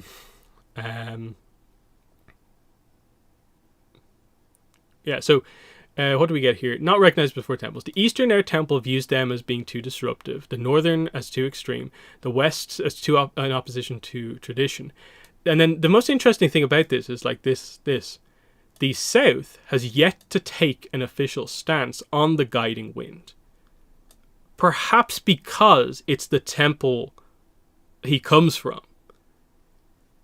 That's probably maybe your opening if you really want to like properly link these together, is the character of Chondro, but we'll see exactly what goes on here. Because obviously like there's this whole thing happening here, effectively Sozin's attempts to, I suppose, really kind of vilify them effectively. That's what's going on there. And then yeah, the setup here at the end. If an all-out attack came, they would have trouble mustering enough strength in one place to stop the attackers because they're so spread out. let's see. Will the live action Avatar reboot rumors that's coming out in February true? No idea. That was Avatar News's last scoop, quote unquote, was that last he heard February for the release. And I think that was in line with what I think a lot of people were thinking, February or March for it. But we have nothing to go on to properly suggest it just yet. But I think production-wise, it feels like it's probably the right position for it ultimately. Like, it and the One Piece live action were sort of close in terms of production, and they're very kind of similar type of project. So that just seems to be the case. We'll find out more about the live action, I suppose, eventually. Especially, like, what the writer's strike is over, but it's the actor's strike that's still on. And I think they very much do want to use the main actors in promotion and stuff like that. That might be part of why we're not hearing much about the live action, is just they want to see what way they can actually do promotion for it when it comes out, based around the strikes and what's happening here. Let's see, I hope we learn more about Sozin's father and what kind of person Firelord he was. Was he just like his son, or was he good, great Firelord, but at the same time very shrewd politician following Zoryu's plan? Yeah, Sozin's father is definitely an interesting character in terms of, like, he's someone we definitely need to learn about. One of the things we learn here is in the Sozin description. His father, a staunch traditionalist, allowed the Fire Nation's internal politics to proceed as they had for decades. So they sort of frame Sozin's father here as being like, he just stuck to the plan, did the really obvious stuff that his predecessors did. He likely didn't really move the needle too much as a Fire Lord compared to his father, or anyone before that. So they're probably, setting the stage for, like, this was someone who obviously was continuing the general plan of Fire Lords during this era to improve things for the Fire Nation. But it was Sozin who was the one who truly made the move kind of forward overall. And yeah, I believe there's more. I think somewhere here there is stuff on the family a little bit more. Firelord Sozin is working to prove himself a stronger leader than his father. Unfortunately, the current Firelord is a petty and insecure man. So there we go. That's an interesting framing of the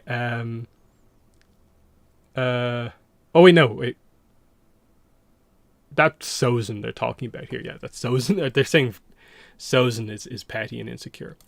Undermine him. Current conflict started with arguments and accusations as Sozin interrogated Zayson's beliefs. Propaganda. So there's little bits and pieces, but, like, the impression that you get about the Sozin's father is that things are not great. So there are characters, aren't there, here? Yes. So we have Zayson. Yeah, Zayson believes her brother and the rest of her family are dangerously out of balance. And, like, that's the thing with Zayson, is that, like, she effectively wants to very much, like, alter kind of like the leadership of the Fire Nation. Like, she wants to kind of, in a way, gain power herself.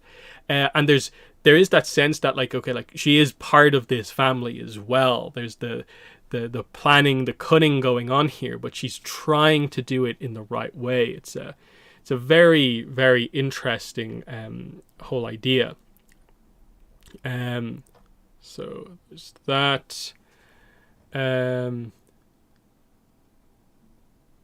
Minister Zianda. Yeah, the minister was minister under Firelord Sozin's father. So this is a character we might hear about, that maybe Sozin has had to send a message to Roku from behind this guy's back or something like that. Maybe he relayed this information, like, to him, working together. He's loyal to a fault to the throne, blindly follows whatever the Fire Lord wants. So interesting stuff. This is a character we might be able to do that.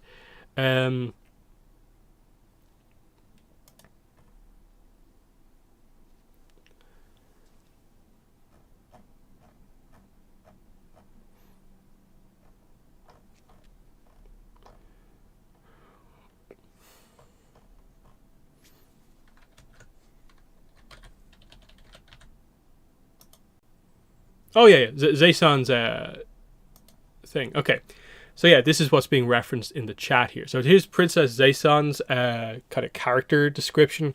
So you can see her backstory here. Sister of Firelord Sozin, second in line to the throne, no firebending. Her teachers and parents pitted her against Sozin throughout their childhoods.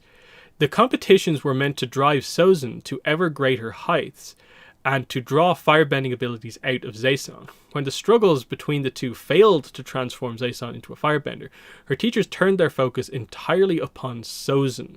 But Zayson refused to stop, competing, studying, and growing, striving to prove herself worthy of her family legacy, until she realized while studying air nomad philosophies that maybe her family legacy wasn't worthy of her. So there's the whole idea there of like, this is kind of what we learned in what like Avatar Legacy of the Fire Nation. They address this between like Iroh and Ozai, that this is what has been happening within the royal family for the last bunch of generations, is the fire siblings always competing against each other to draw more out of the other. And this is kind of a altered version but a similar kind of almost dynamic to like Zuko Azula, where like in a way Zayson not being a firebender and then like Zuko not being a strong firebender when he was younger saves him from the over influence of the bad side of the family, and this is why she might have the potential to do something overall. So very interesting, like, again, if they do anything here, because I think when we first heard about that Roku was going to be the next book, I think this was the plot we all expected to be what the book would be about, that we'd have like 28-year-old Roku doing his own thing, and then this like side plot that is Zayson in the Fire Nation almost like trying to maybe get in touch with Roku, but he's so busy with like other stuff she can't quite get in touch. And it's the kind of, in a way, tragedy of like Zayson coming like this close potentially to maybe taking down Sozin, and maybe it would have happened if she could relay information to Roku ahead of time. And that's the interesting point. But let's see what else we have here. So we covered this. We covered the air nomads, the water tribes. It's interesting. Here we have a bunch of kind of interesting characters here. How much of this will be a focus is kind of interesting. So like we have what's the dynamic here again? So yeah, because in the water tribe, the whole dynamic across the eras is that sometimes the two tribes are more united. Other times they're more at odds with each other. And here is kind of one where they talk, they kind of are in like communication with each other, but there are kind of differing views that like, it says here, though on opposite sides of the world, both work with one another for mutual benefit. They've so far been willing to put any internal disagreement aside to present a unified front on the international stage.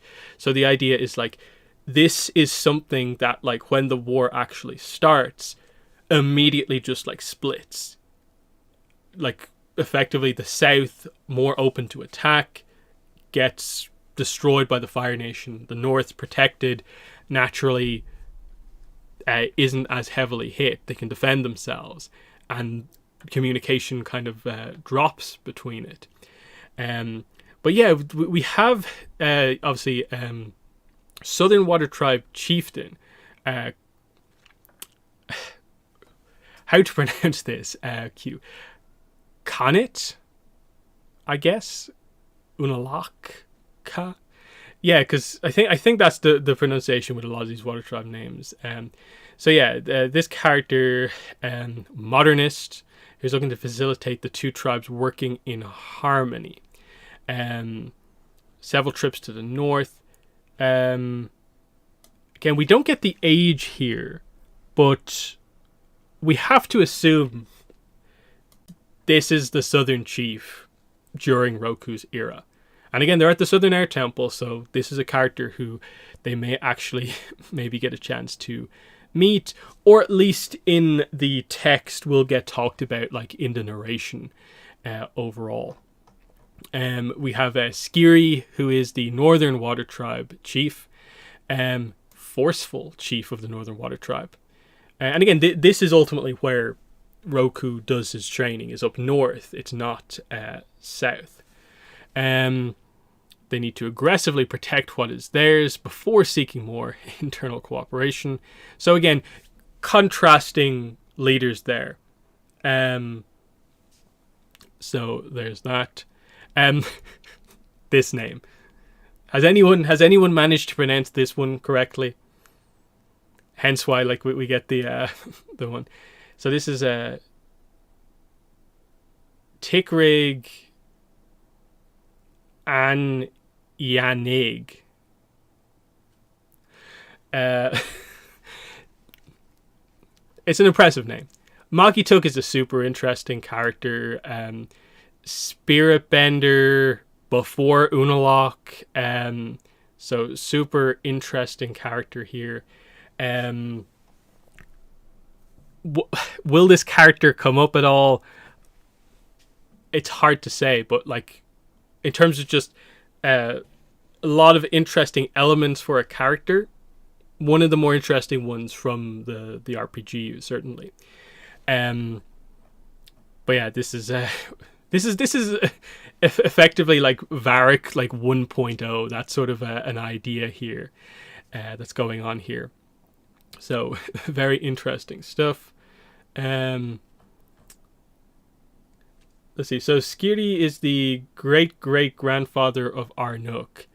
I guess again, like the lineage of the northern chief is confusing in terms of like what happens after Arnuk and before as well. But I'm assuming it's connected in some way. Like, is it a direct line? Not sure. What else we got here? Taukukak, super interesting character, of course. He's covered much more heavily. Like here, we get his whole kind of backstory. But like I covered earlier on, Roku's not going to meet him until he starts his waterbending training. So unless they do some sort of a thing where like he maybe knows who his masters are like going to be ahead of time, so he is somewhat familiar with them, knowing like ahead of time, like it'll be years before he properly kind of meets with him. But obviously the idea here is that even then, like they you know, he originally refused Roku's request, having been betrayed by the Fire Nation as a young man. He feared this, but Roku surprised him by moving to the Northern Water Tribe, learning from for years.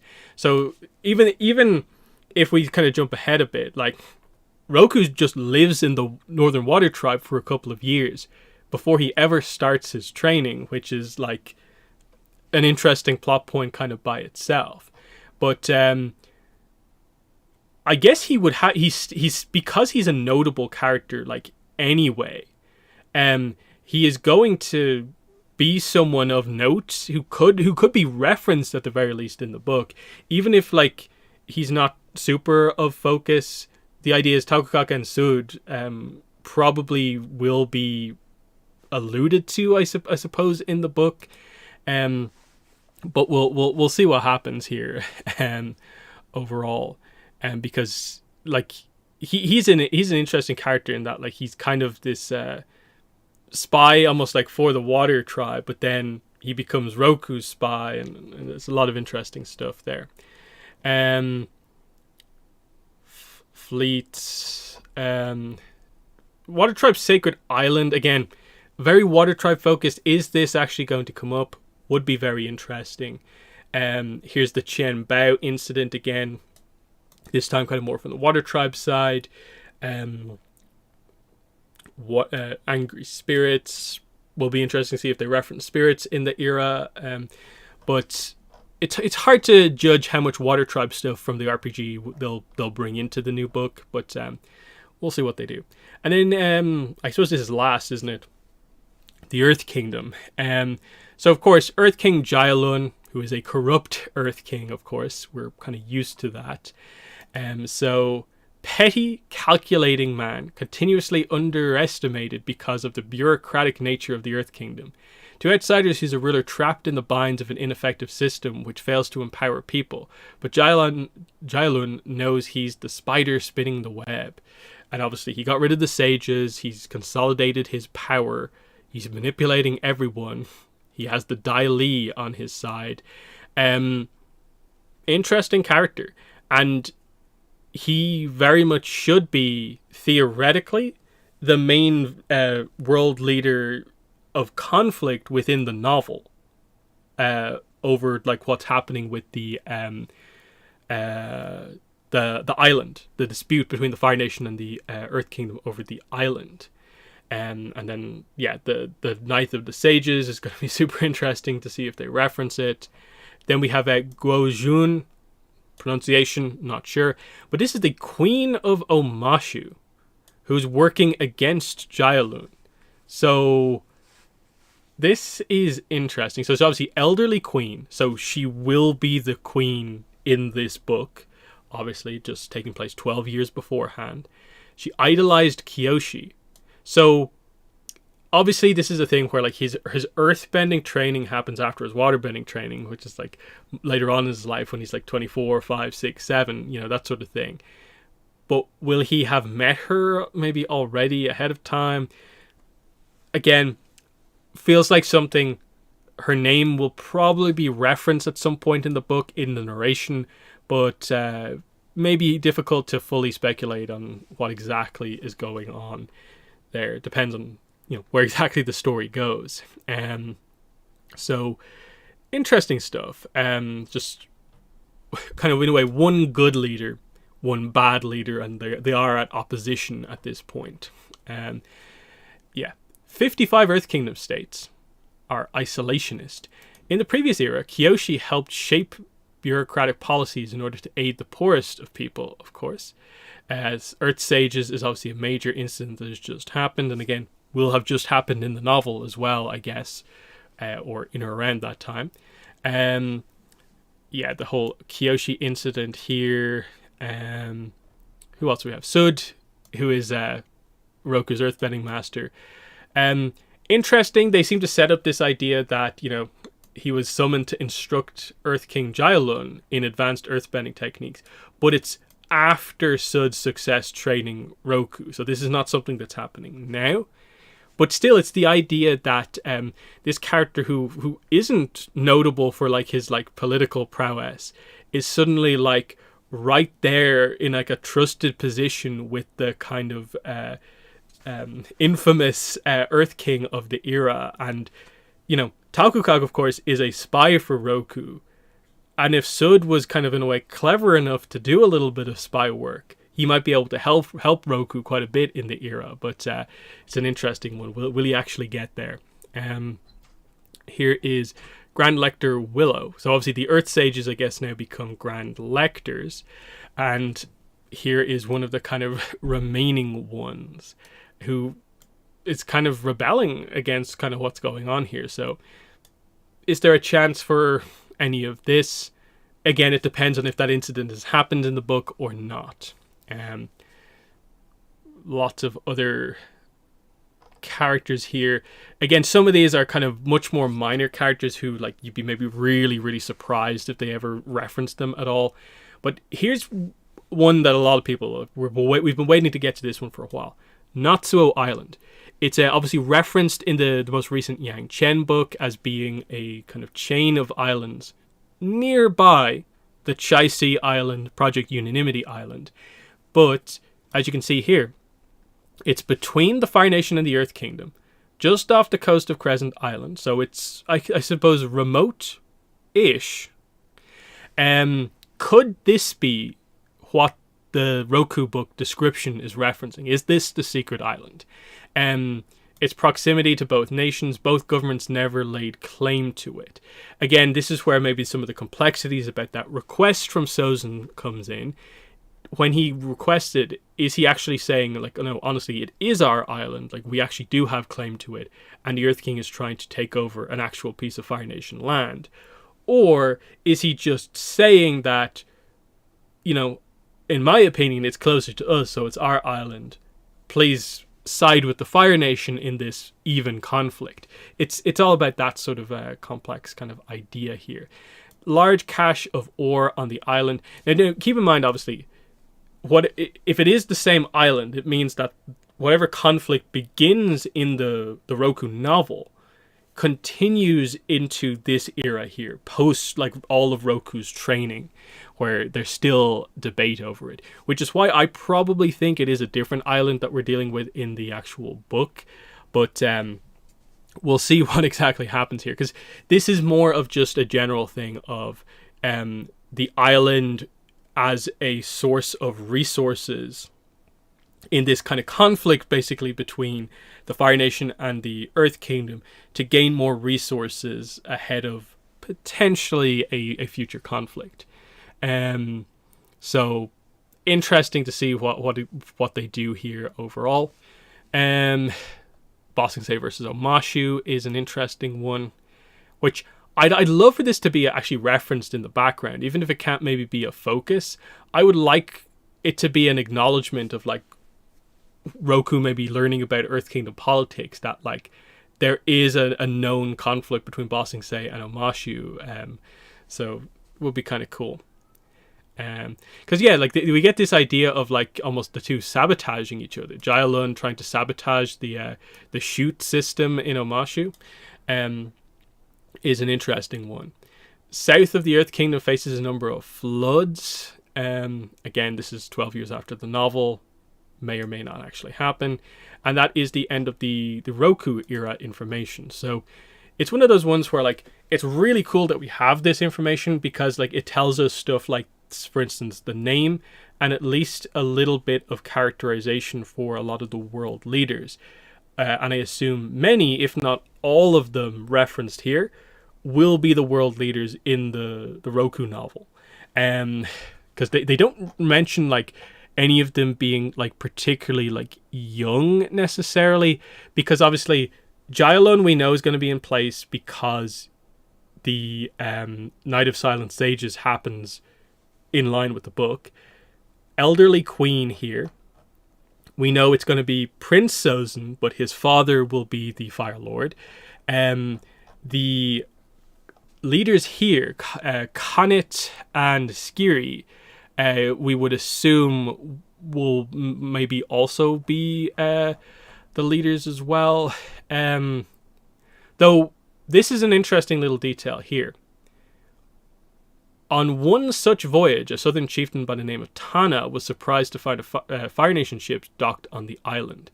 Now, this gets into some weird situations where, of course, the South only has an official chief, like proper chief, with Tonrock in the Korra era.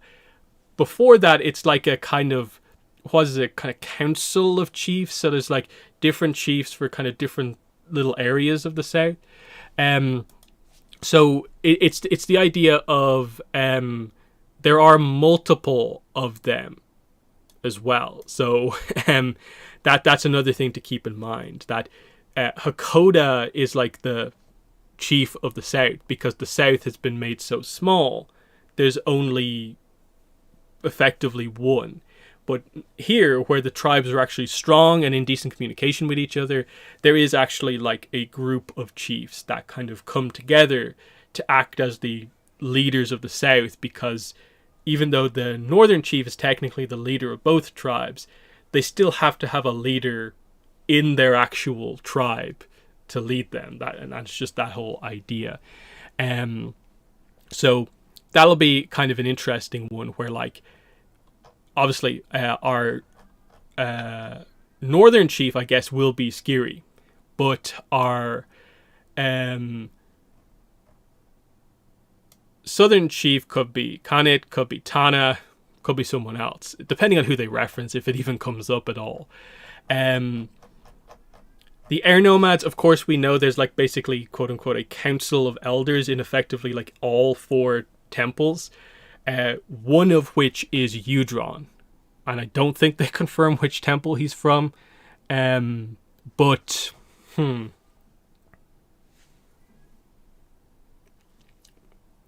So yeah, they could reference Udron, Chondro. Gyatso's obviously going to be a character.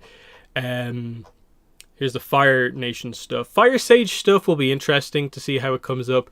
I assume early on in the book, we probably will have like narration, maybe Roku reflecting on his path of like how suddenly his life changed from just being noble friend of Prince Sozin to now I'm the Avatar. Now I'm suddenly interacting with all these people and mechanics in the Fire Nation that he's never interacted with before. That'll be kind of interesting.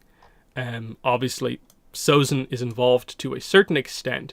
I know some people got confused actually by the description of like, what is it? Yeah, his friend, Prince Sozin, requests his aid. I immediately interpreted this obviously as Sozin sends like a letter, a message. The reasoning for that being that like Sozin actually gives narration in Avatar and the Fire Lord saying that he doesn't see Roku for 12 years. So I don't think Sozin shows up at the Air Temple here asking about this. Now, maybe they get around this because he leaves, he meets up with him almost immediately afterwards, and then 12 years later is the next time they see each other. But I am assuming this probably is a message sent from Sozin. At least that's the way I interpreted it. Because it requests his aid. And in a way, because of, like, I suppose, tensions in a way of the era, I'd be surprised if the prince is just allowed to kind of show up at an air temple out of nowhere. Even if it is kind of secret, I'd be surprised if it just happened. So there's that. Zaysan, have to assume she'll at least be referenced in some way. Roku maybe reflecting on what Sozin's doing back home. It'd be interesting to know like how familiar Roku is with Zaysan. Like in terms of like, we obviously these two are in conflict with each other. That's how they grew up. And if Roku is Sozin's friend, like how familiar is Zaysan? That's the question. So there's that. So yeah, getting back to this, what do we actually think? Okay, like there's the Roku information.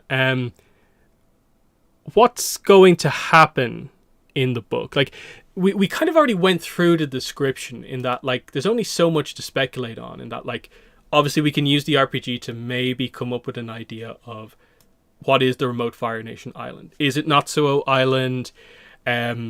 Is it something else? Like there's a few ideas. Is it the Yuyan Island? That could be it. I think a decent suggestion from earlier on was someone saying, what if this is potentially one of the main islands where dragons are? And that's why, because again, there has to be a hidden secret on the island that shouldn't fall into the wrong hands. Now, hidden secret could be anything, absolutely anything. So that's one of those things where, like, in a way, the book needs to deliver on this. Because you would say, like, the Yang Chen books effectively did this. And in my mind, Dawn of Yang Chen, it worked. To me, the combustion bending reveal in Dawn worked. When they then had to sort of expand on that in the second book, I felt they could have done more.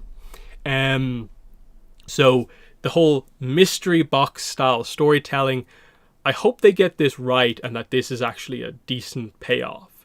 Because in a way, like, this is what really has to justify why, when we're doing the Roku era, we've chosen to do him at 16. Now, is that just because YA, we have to have a teenage protagonist? I feel YA doesn't have to be like that. I don't think YA requires you to have a teenage protagonist. In so many ways, I think it is more of just like a style of telling a story. It's kind of light novel style almost, effectively. rather than specifically age of the protagonist. So I hope this actually delivers, because otherwise, like, it's very difficult to speculate on like a lot of other stuff, because obviously from the RPG we know, okay, Earth Kingdom doing this, Jaelun, madman, this is why he's doing it. It's a bit of a race between the Earth Kingdom and Fire Nation to gain resources in a time of technological progress. So at least we sort of know what's going on there. Now, why Sozin is acting out, I think we can maybe speculate based on the few little details about Sozin's father, is that Sozin's father tends to be a bit of a traditionalist. There's almost a sense that he just did things the standard way. He didn't progress anything, didn't make any big moves. So what if Sozin is concerned from a political standpoint that his father is taking a little bit of a back seat as he's aware that the Earth King is coming after a fire island, and this is Sozin moving to actually make a big move. That would be a bit of an interesting kind of thing, using some of that information. Otherwise, it's just like, okay, Gyatso's going to be the focus, other character in the book. How their relationship develops will be interesting. We obviously have the contrast between a not particularly where is it gone? Yeah, a not particularly confident Roku early on in his training, a little bit out of his element. Of course, privileged Fire Nation versus monk air nomad, big difference there. And then Gyatso, as far as we've been aware, has been characterized typically as being a very reasonable character who has quite kind of neutral takes on things, is willing to discuss things even with people he disagrees with, but is kind of maybe a prankster at heart. So they're very different people in that you'd say maybe Roku's a little bit more serious, coming from the nobility, and then the fun-loving aspect of the air nomads is going to be a bit of a contrast. Now, there's obviously going to be more elements of that kind of coming into play. Like they'll tell us stuff about Gyatso we didn't know about before. There'll be elements, I suppose, of young Roku's personality that we didn't know about before.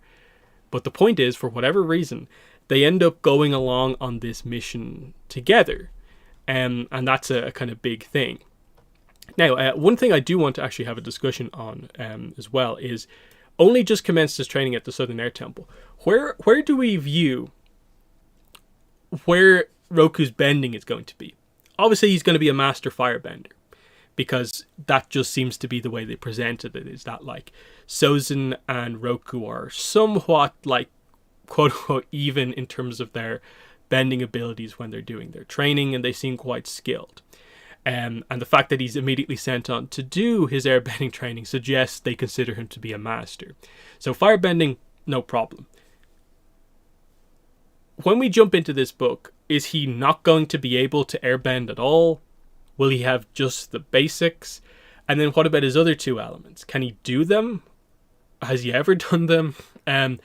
Or is he just not going to use them? Like that's the interesting thing, is we're kind of so used to telling stories with avatars who are almost like fully realized by the time they're in their late teens. Roku's at that age, but might only have one element. So that'll be an interesting one to see how they do it. Because if they do a thing where it is just like, hey, you haven't actually done airbending yet, they could make it a plot point of like the moment when Roku finally does airbending for the first time. And then it creates an interesting situation where he does have to rely on his firebending a lot. Gyatso needs to help him with the airbending, which is going to be useful if they're going around air temples and islands and stuff like that. And then the fact that they're going to have to go from the Southern Air Temple to a remote fire island, they're going to need transport. So I'm guessing Sky Bison comes into play, which prompts the idea of like, does Gyatso have a Sky Bison himself at this point, or are they going to have to steal one? And if they do steal one, will that bison become Gyatso's Sky Bison, or what way are we doing it? That's going to be the really interesting point. Or will they go against that and realize that like, no, it'll be too obvious. We'll alert someone if we take a sky bison. We'll do it this way, and who knows? Maybe Sozin has set up some sort of transport for them, and they'll go that way, but we don't actually know. They find Fang out of nowhere. I don't know. It'd be a bit of a surprise. There's some ideas. Hidden secret of the island, obviously. What could it be?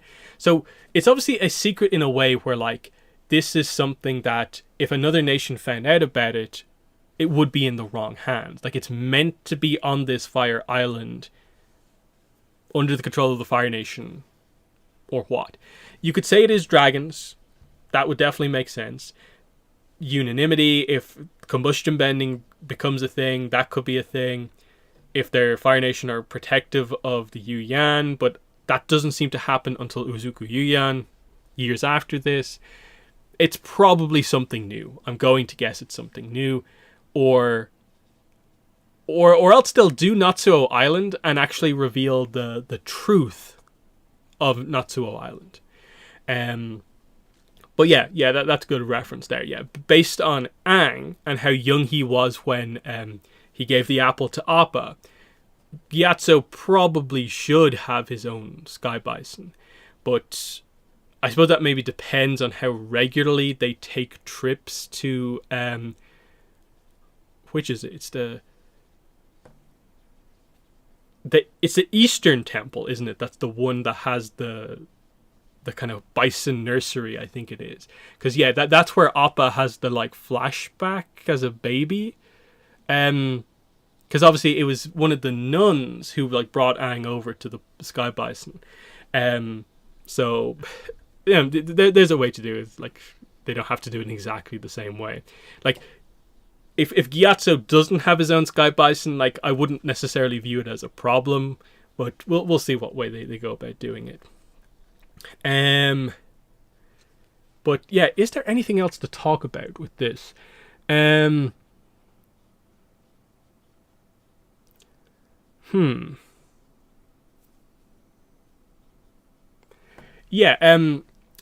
that's probably a decent one. Fire Nation Noble. Where'll I put this?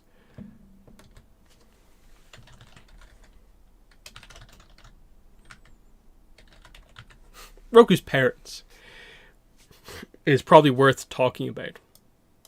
I'd be a little bit annoyed, I suppose. I think if they don't reference this, because obviously he's a Fire Nation noble. I think as part of them doing the whole privilege to monk situation, they're going to have to address this, and I think it would be very interesting to cover the idea of like who his parents are, what level of nobility are they at, and what does that mean? Because obviously they live in the capital, I guess, so they're not a random family from a different fire island or something like that. So this would suggest they're pretty high up if like Sozin and Roku can kind of meet up on like a day-to-day basis and kind of interact like that and be friends for like their entire lives, basically. So I assume you will have to reference his parents. Now, how significant or not they necessarily are in his life, I'm not sure. They would obviously view it as being a massive honor already, I guess, as a noble family, for them to be the parents of the new avatar. So that's like a pretty big deal, I suppose. Like, he's aware that, like, to some degree, like, he's representing his family as well as the Fire Nation here, and anything bad that he does would reflect poorly on both. But it'll be interesting to see, like, is there any kind of sense of, like, there's usually a little bit of negativity in a lot of the eras around the idea of nobility, Fire Nation, so it'll be interesting to see what they do. Fang introduction at the start of the book. Yeah, it would be cool, definitely, to at some point across this, or if they do have a book 2, to actually introduce Fang. It just depends on, like, what are the specifics within the Fire Nation about dragons. Like that probably is the big thing here, is that, like, we know Sozin and Roku both eventually have dragons. This is an era where dragons are in a normal situation. It's only later Sozin will make the decision to start hunting them. And that causes issues, of course. Just to bring that up again. I think we kind of skipped past this one a little bit. But yeah. They cover the whole idea here that he decides this is one of the things he's going to do to show how powerful he is to start this idea to make himself stand out a little bit, and these cause issues, ethical debates. Spiritual leaders are aware that this is causing an imbalance within the spirit world because of, spirits are drawn to the locations where dragons die and kind of things happen. It's an interesting thing, but that's obviously years later. This is an era where there are dragons around. And apart from the Sun Warrior Island and Ran and Shaw, we don't really have too much context. There is the, what's it called? Dragon Days, the comic, which is obviously Aang before the 100 Years in Ice. So again, an era... well, I suppose Aang before that, yeah, that would be an era where the dragons are still hunted. So, but this is obviously where there's still some left. They find a dragon just up on a kind of like mountainous region somewhere. So they obviously have their specific areas where they live. I guess in or around kind of volcanoes. It'd be interesting to see what the whole process is, because it seems like, at least among royalty, among nobility, there's history across like the Fire Nation of like the reason they have like statues like this of dragons and stuff like that is because they're familiar with dragons. It relates to the history of the Fire Nation, more so the Sun Warriors, but in general the Fire Nation, because some people manage to have them as pets, friends, whatever way you want to call it. And how did those kind of particular situations happen? Like, is there a chance that like Sozin in the background already has Fang because of his high up position, that he and Sozin already have their kind of young dragons? They're just very young. And, he's going to go back and get Fang at some point. Who knows? That's the kind of point here. So yeah, dragons is a very interesting point. Okay, people want to talk about Ta Min. Like obviously it's one of the only other characters introduced in material that we know about for Roku. The implication is that he doesn't see her until later on, but we obviously don't know what necessarily what she does in the meantime. Like, she might take an interest in where's Roku now, and meet up with him at one point when he's here and she's on some trip here because of some reason. Yes, there is a way to do this where they meet up and their relationship has little moments prior to he returns to the Fire Nation after finishing his training, meets up with Sozin, and then is there for a couple of months. And during that couple of months is when he properly starts the relationship with Ta Min. Eventually they get engaged, married, and that is the moment where it all happens. You could do it like that, or you could absolutely do it where she meets up at some point. I kind of feel given that it was a little bit of a plot element with regards to him telling his story to Aang, I kind of feel they might have shown the moment if Ta Min had specifically encountered him in the middle of his journey again. So I don't know. If they want to, they can do it, but I wouldn't be surprised if they just kept this until later on. But I understand maybe the idea, just what other characters are going to be in play here.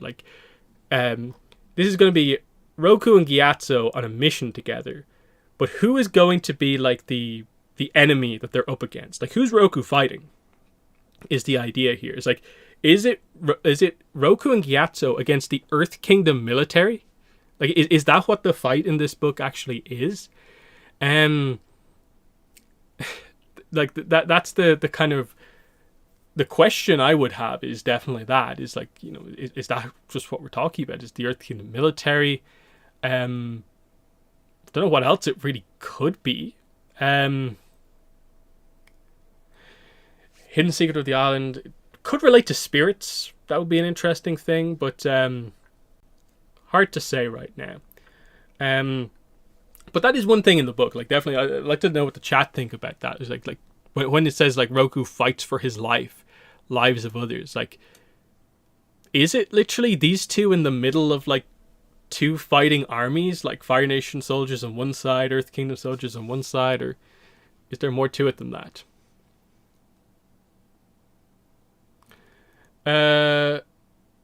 Which Earth monarch is worse, Jailun or Hu Ting?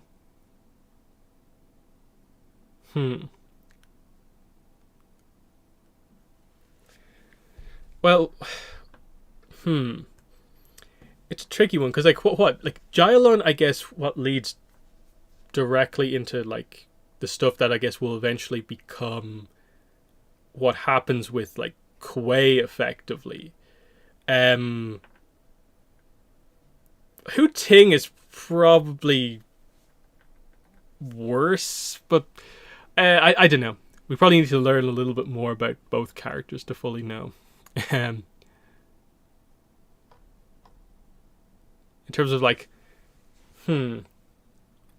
like Jailun probably is having more of an impact on the world stage, but maybe like as a person, Hu Ting maybe feels like the worst like person. I don't know.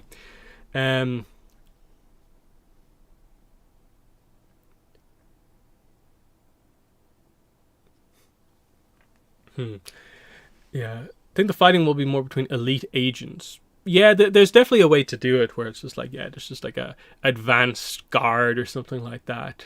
That'd be interesting. Otherwise, let's see.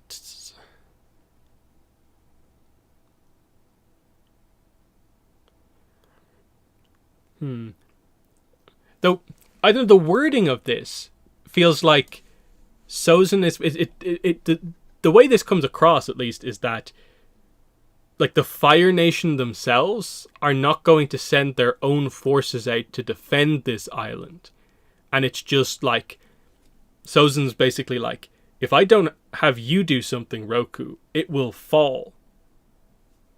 So I'm guessing it probably will be just Earth Kingdom forces versus Gyatso and Roku, which will be kind of interesting to see how exactly that plays out. Like, might there be Dai Li forces? That'd be an interesting one. If like Jailun seems to make somewhat heavy use of the Dai Li, it'd be kind of interesting if he maybe sends some Dai Li agents out.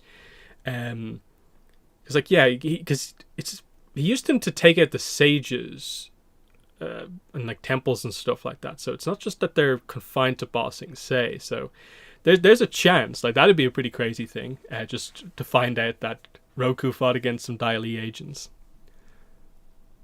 But who knows?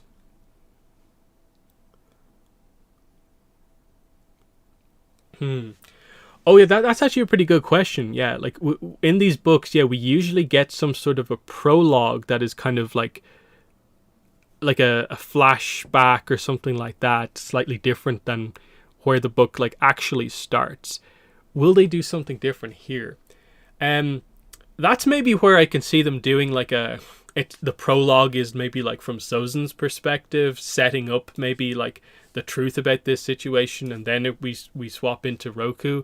That could be kind of interesting.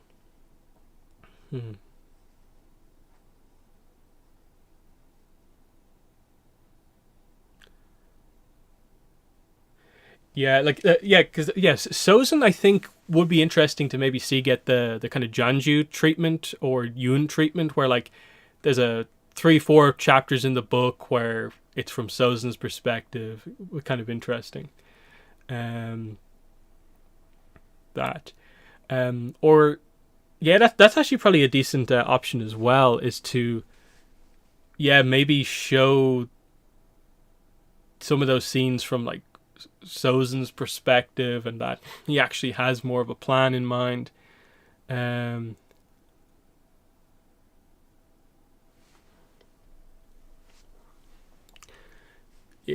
bit of talk about Fire Nation clans in the chat. Based on the RPG material, it seems like the conflict between clans is mostly over. I know people love that sort of detail stuff, so they might delve into that a little bit. But the kind of implication, I think, mostly is just that, like, it seems like a lot of the high-up clan stuff is mostly just, you're considered a noble now. Like, we're not giving you your own separate thing. It's just, you're a noble. You're considered high up in society here, but like, let's not go super separate about this. And that's the way to kind of keep power. But some Fire Nation focus, if they do have stuff set back in the Fire Nation, would be kind of interesting. Because that's kind of what I'd like, is that like we get some Sozin stuff. That opens the door to getting us some Zaison stuff, just through the kind of conflict of those two growing up together.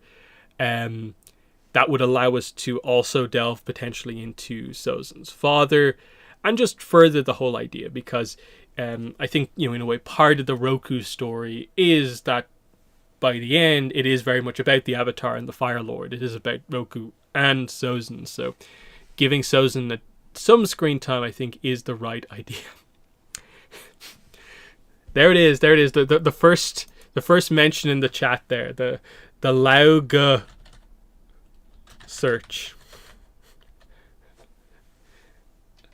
Who's gonna be reading the Roku novel, looking for where Lauga is in this one, even though he wasn't in the previous ones. He has to turn up somewhere, doesn't he? But will they do it here?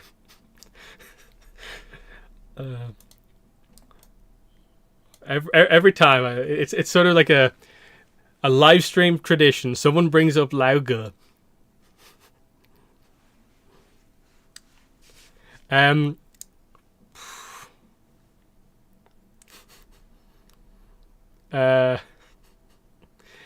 What is there any place for him here? Let's see.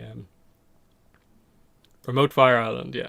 Lauga's just there on the island. Is he still alive? We never get confirmation of his death. I suppose it depends on, like, do you really classify him as being like a Kyoshi era kind of character? Because I kind of like the idea that maybe he's just one of those characters who, like, one day he goes rogue enough that, like, Kyoshi realizes that she needs to take him out, and you get sort of the battle of the kind of immortals, effectively, and that's how she deals with him. That seems like a kind of cool plot point, but it's also kind of cool potentially just to have the character who just exists in the universe, kind of like the whole time. But it's going to keep happening. It's going to keep happening until we finally get another appearance from this character. FCE's finest creation. Just like any novel speculation is just like Lauga. It's just like, was it Sozin who requests his aid? What if it was actually Lauga? All these funny things, but I get it. Like, super interesting concept for a character. It's just funny every time.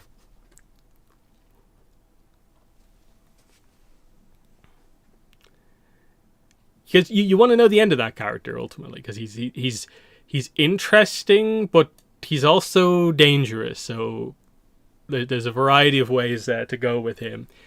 Yeah, I suppose we're getting towards the end here. So I suppose any final like questions or thoughts on the Roku novel? Final thoughts on the Mako comic, Mystery of Penguin Island, even what we started off with, the Bounty Hunter and the Tea Brewer. Anyone have any thoughts on this? Before we wrap it up, and I can talk about like when the next stream will be and stuff like that, which I suppose I'll do now. Give chance for people to ask the questions. Next stream for November will probably be in pretty early November, because of course I want to do a stream talking in depth about Azula in the Spirit Temple, which of course is out October 31st / November 1st. I haven't scheduled yet when I'm planning to do like the podcast review versus the live stream, and like which will be first. I'm thinking it'll probably be like the weekend of the release, do the podcast review. That's sort of like kind of tradition with the comics, and then I'll do the live stream review like maybe the week afterwards, because I don't think I want to do the two in the same week. Otherwise it's like a lot, there's maybe a little bit of the same kind of discussion happening to like a day apart. So yeah, it'll probably end up being like the second week in November, where I'll do that. That way people have time to read it, get it, and then we can do the Azula live stream discussion in early to mid November. So that's what the next stream will be, and then that just leaves I suppose for the year the December live stream. So there. What have we got in chat there? You read the Azula comic, right? Yes, I did. Like what, 3.5, nearly 4 months ago at this point I've read it. I can still read it now. Like I could open it up right now, but like I'm not going to do that. But compared to the other comics, rated out of 10. The review I submitted to the publisher, I gave it a 9 out of 10. Again, like it was split up into like scoring different kind of things out of 10, but like I think overall it's in that kind of, in my mind, like 8.5 to 9 out of 10. I think the characterization is very strong. I think there'll be some discussion about like, does it progress stuff enough given how much time there's been between Azula appearances? But I think they get the characterization of Azula spot on. It's covering the right things. So many like thought-provoking and interesting like scenes, things brought up to Azula by Azula. I'm intrigued. Every time I read that comic, I'm almost like, I want to talk about this like right now. So I'm excited to like put out the spoiler review and stuff like that, and like to do the podcast review with Greg, and then to do a live stream discussion on that comic, because I'm super interested to see how people interpret so much of what happens in that comic. I think it's a very good portrayal of Azula, where it does like a bit of a mix of kind of things, but where like it's not afraid to show, you know, that the idea that you should be sympathetic towards Azula to a certain degree, but that she is still this kind of villainous character who has not made the step in the right direction yet to kind of in a way start that redemption and the complexities around that. So yeah, good stuff. But yeah, that's out in just over 2 weeks, so not too long to go. We're finally getting into range of that book coming out. What else do we have here in the chat? Do you think any of the names in Quest for Balance will pop up in the novel?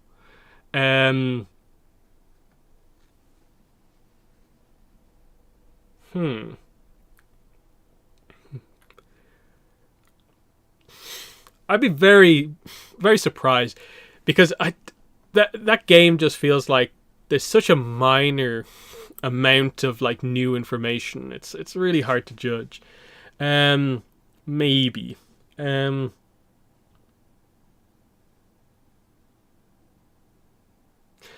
Do you think there's a connection between Avatar Studios and connecting a lot of this stuff? So yeah, I suppose this is about the sort of idea of like, well, in the last couple of like year or 2 months, they've put out this Roku era information in the RPG. Now the next novel is Roku. I think there is definitely some element of planning that like this stuff is here because they needed it for the way that the RPG was being done.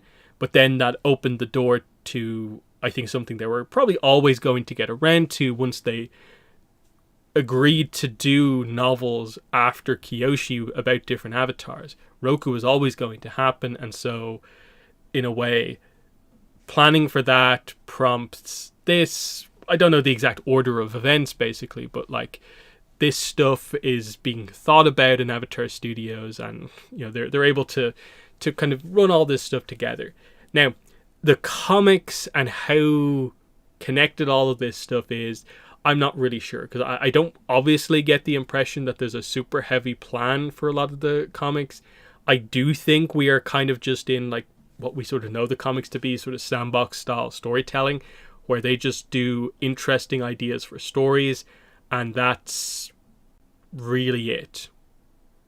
Like, I don't see any true obvious connection. Just look at the first group of one-shot comics. Guitar and the Pirate Silver, Toph Beifong's Metal Bending Academy, Suki Alone. They are ultimately just 3 relatively random stories, like set in completely different kind of time periods, not super far apart, but like relatively random. The Azula comic is like advancement of Azula's story, but maybe not as much as you'd think. The Iroh June comic is like more of a kind of odd character selection piece where it's going to be like what June backstory as the focus, and who knows what they'll do after that. Like, kind of very random on that side of things. They'll do this Mako comic, Asami. Who knows who they'll do the third Korra one shot about. That's maybe where you see that, like, I'm not sure how planned out things actually are overall.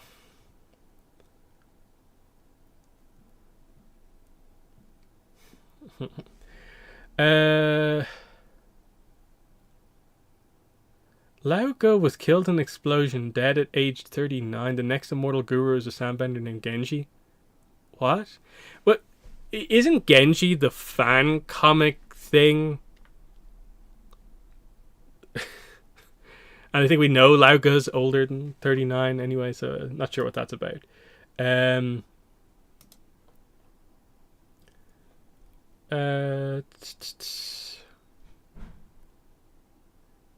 chance of more adult novels or adult movies? So, this is kind of probably the thing with the interesting thing with the novels. I think I mentioned this briefly earlier on. Is the idea of like we get YA novels. All of them are very, very specifically like YA novels. Like, can we get like normal novels eventually? Because I think that's what we need to get different stories about, like avatars who maybe the main event in their life happens when they're 20 or 30, and actually get focus on them, which I think is what we really, really want, just to get a little bit more variety. That there's only so many like times we need to see the next 16-year-old avatar, especially around the same general kind of era overall. But yeah, I'd like to see this happen eventually, get to the point where we can just do normal novels. Like, you call them like adult novels, but like, say Star Wars. Star Wars has YA novels. Star Wars has normal novels. I wouldn't call them more adult than anything. It's just sort of the idea that like the normal novels have like a little bit more detail. They're not as restrictive with the characters that they have, and they can just maybe do it like a little bit more. Let's see. Some reference from the quiz book, which is, one of those pretty much non-canon kind of older books. One of the like really like super low level kind of canonicity type books from a long time ago. really don't know how valid a lot of that stuff is anymore. Was Beasts of the Four Nations mentioned at the con? No, it wasn't. Dark Horse have never officially mentioned the book, even though listings went up, and that's why we have pictures and so on. Dark Horse have, as far as I'm aware, never truly officially talked about that book. We know they've quote unquote kind of done that because, of course, they eventually, I think, had to alert retailers to the idea of like, hey, this book isn't actually coming out and you should probably cancel your pre-orders. But yeah, there's just no sign of any update on that book anytime soon anyway. That's just unfortunately where we're at with that. Let's see, in relation to the whole Genji thing, it's a reference to Korra being killed off in a random explosion age 39 in Legend of Genji. Oh, is that how it happens then? Because I have like no experience with Genji. Apart from just knowing that it is a known fan thing, I have no information on what actually happened in Genji. So, okay, I guess they killed off Korra quite early in that. There is no Beast of the Four Nations in Ba Sing Se. There's no Beast of the Four Nations anywhere.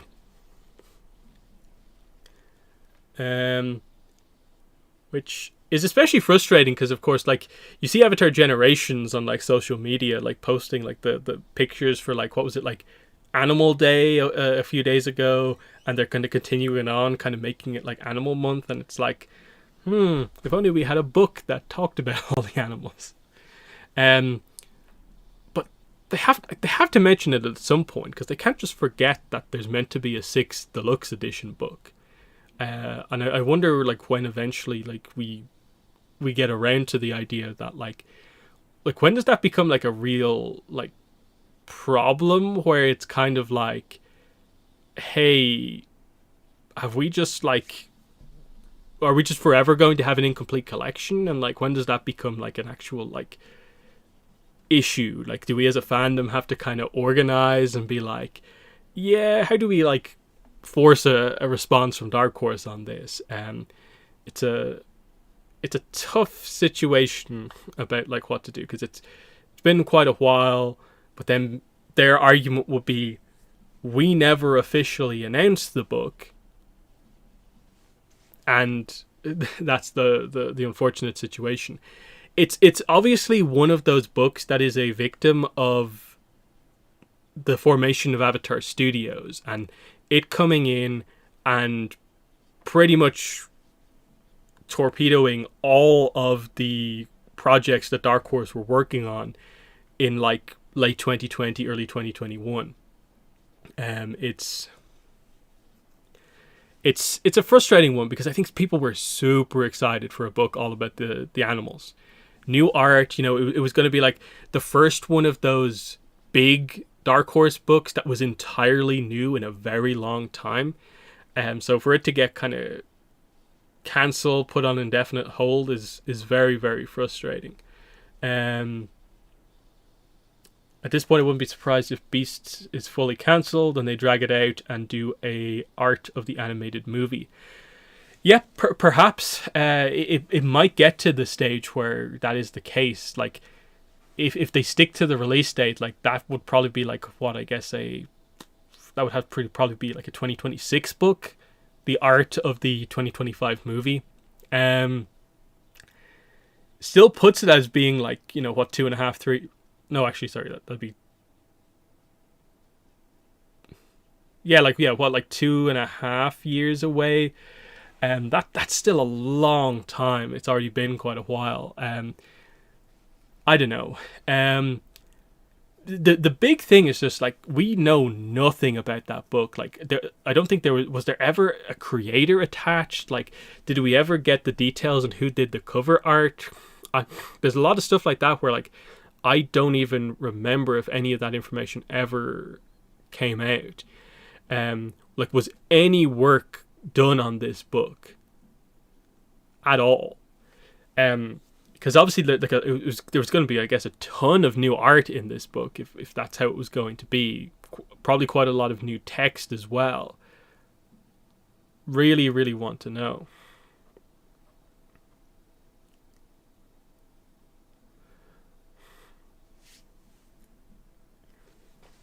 Hmm.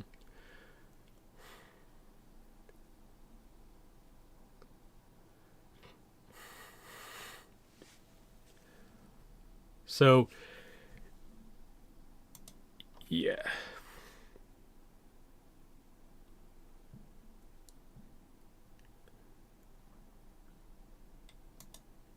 Hmm. Bounty Hunter Avatar is about to be the new obsession. Perhaps, yeah. Who is the Bounty Hunter Avatar? Which one of them was it? Yeah, it's an interesting one. Cover was done by Devin L. Kurtz. That name comes across as familiar to me. I'm guessing at some point I probably saw that referencing the Beasts of the Four Nations cover at some point. But things were so weird. I don't know what exactly happened. Um,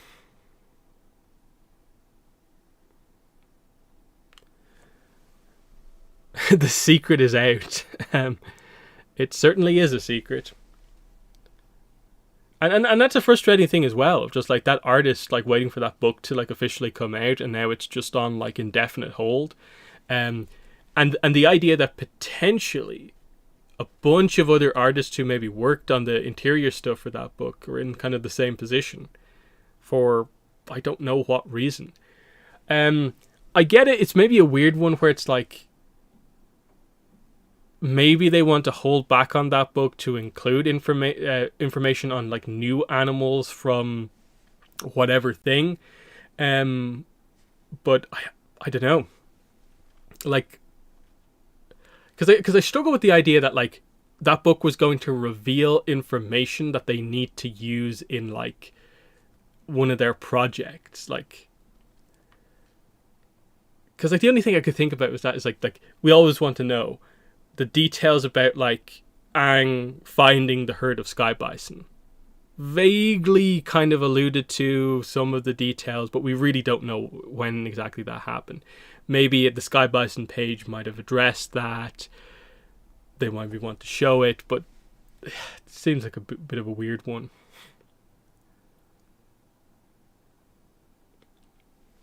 But yeah, I'm probably going to wrap up the stream there. So, like I said, November stream will be Azula in the Spirit Temple. Probably a week or two after it comes out. I'll probably like do my like spoiler review the day the book comes out. Podcast review hopefully the weekend, after the book comes out. And then otherwise, we're just waiting on news about pretty much anything else. Like, I guess I'll have to start work on some of my end of year content. Like once Azula comes out, like that's it for news story content basically this year. So there's that. But yep, thanks for coming out to the stream. That's been it for the October live stream. So thanks for watching and bye.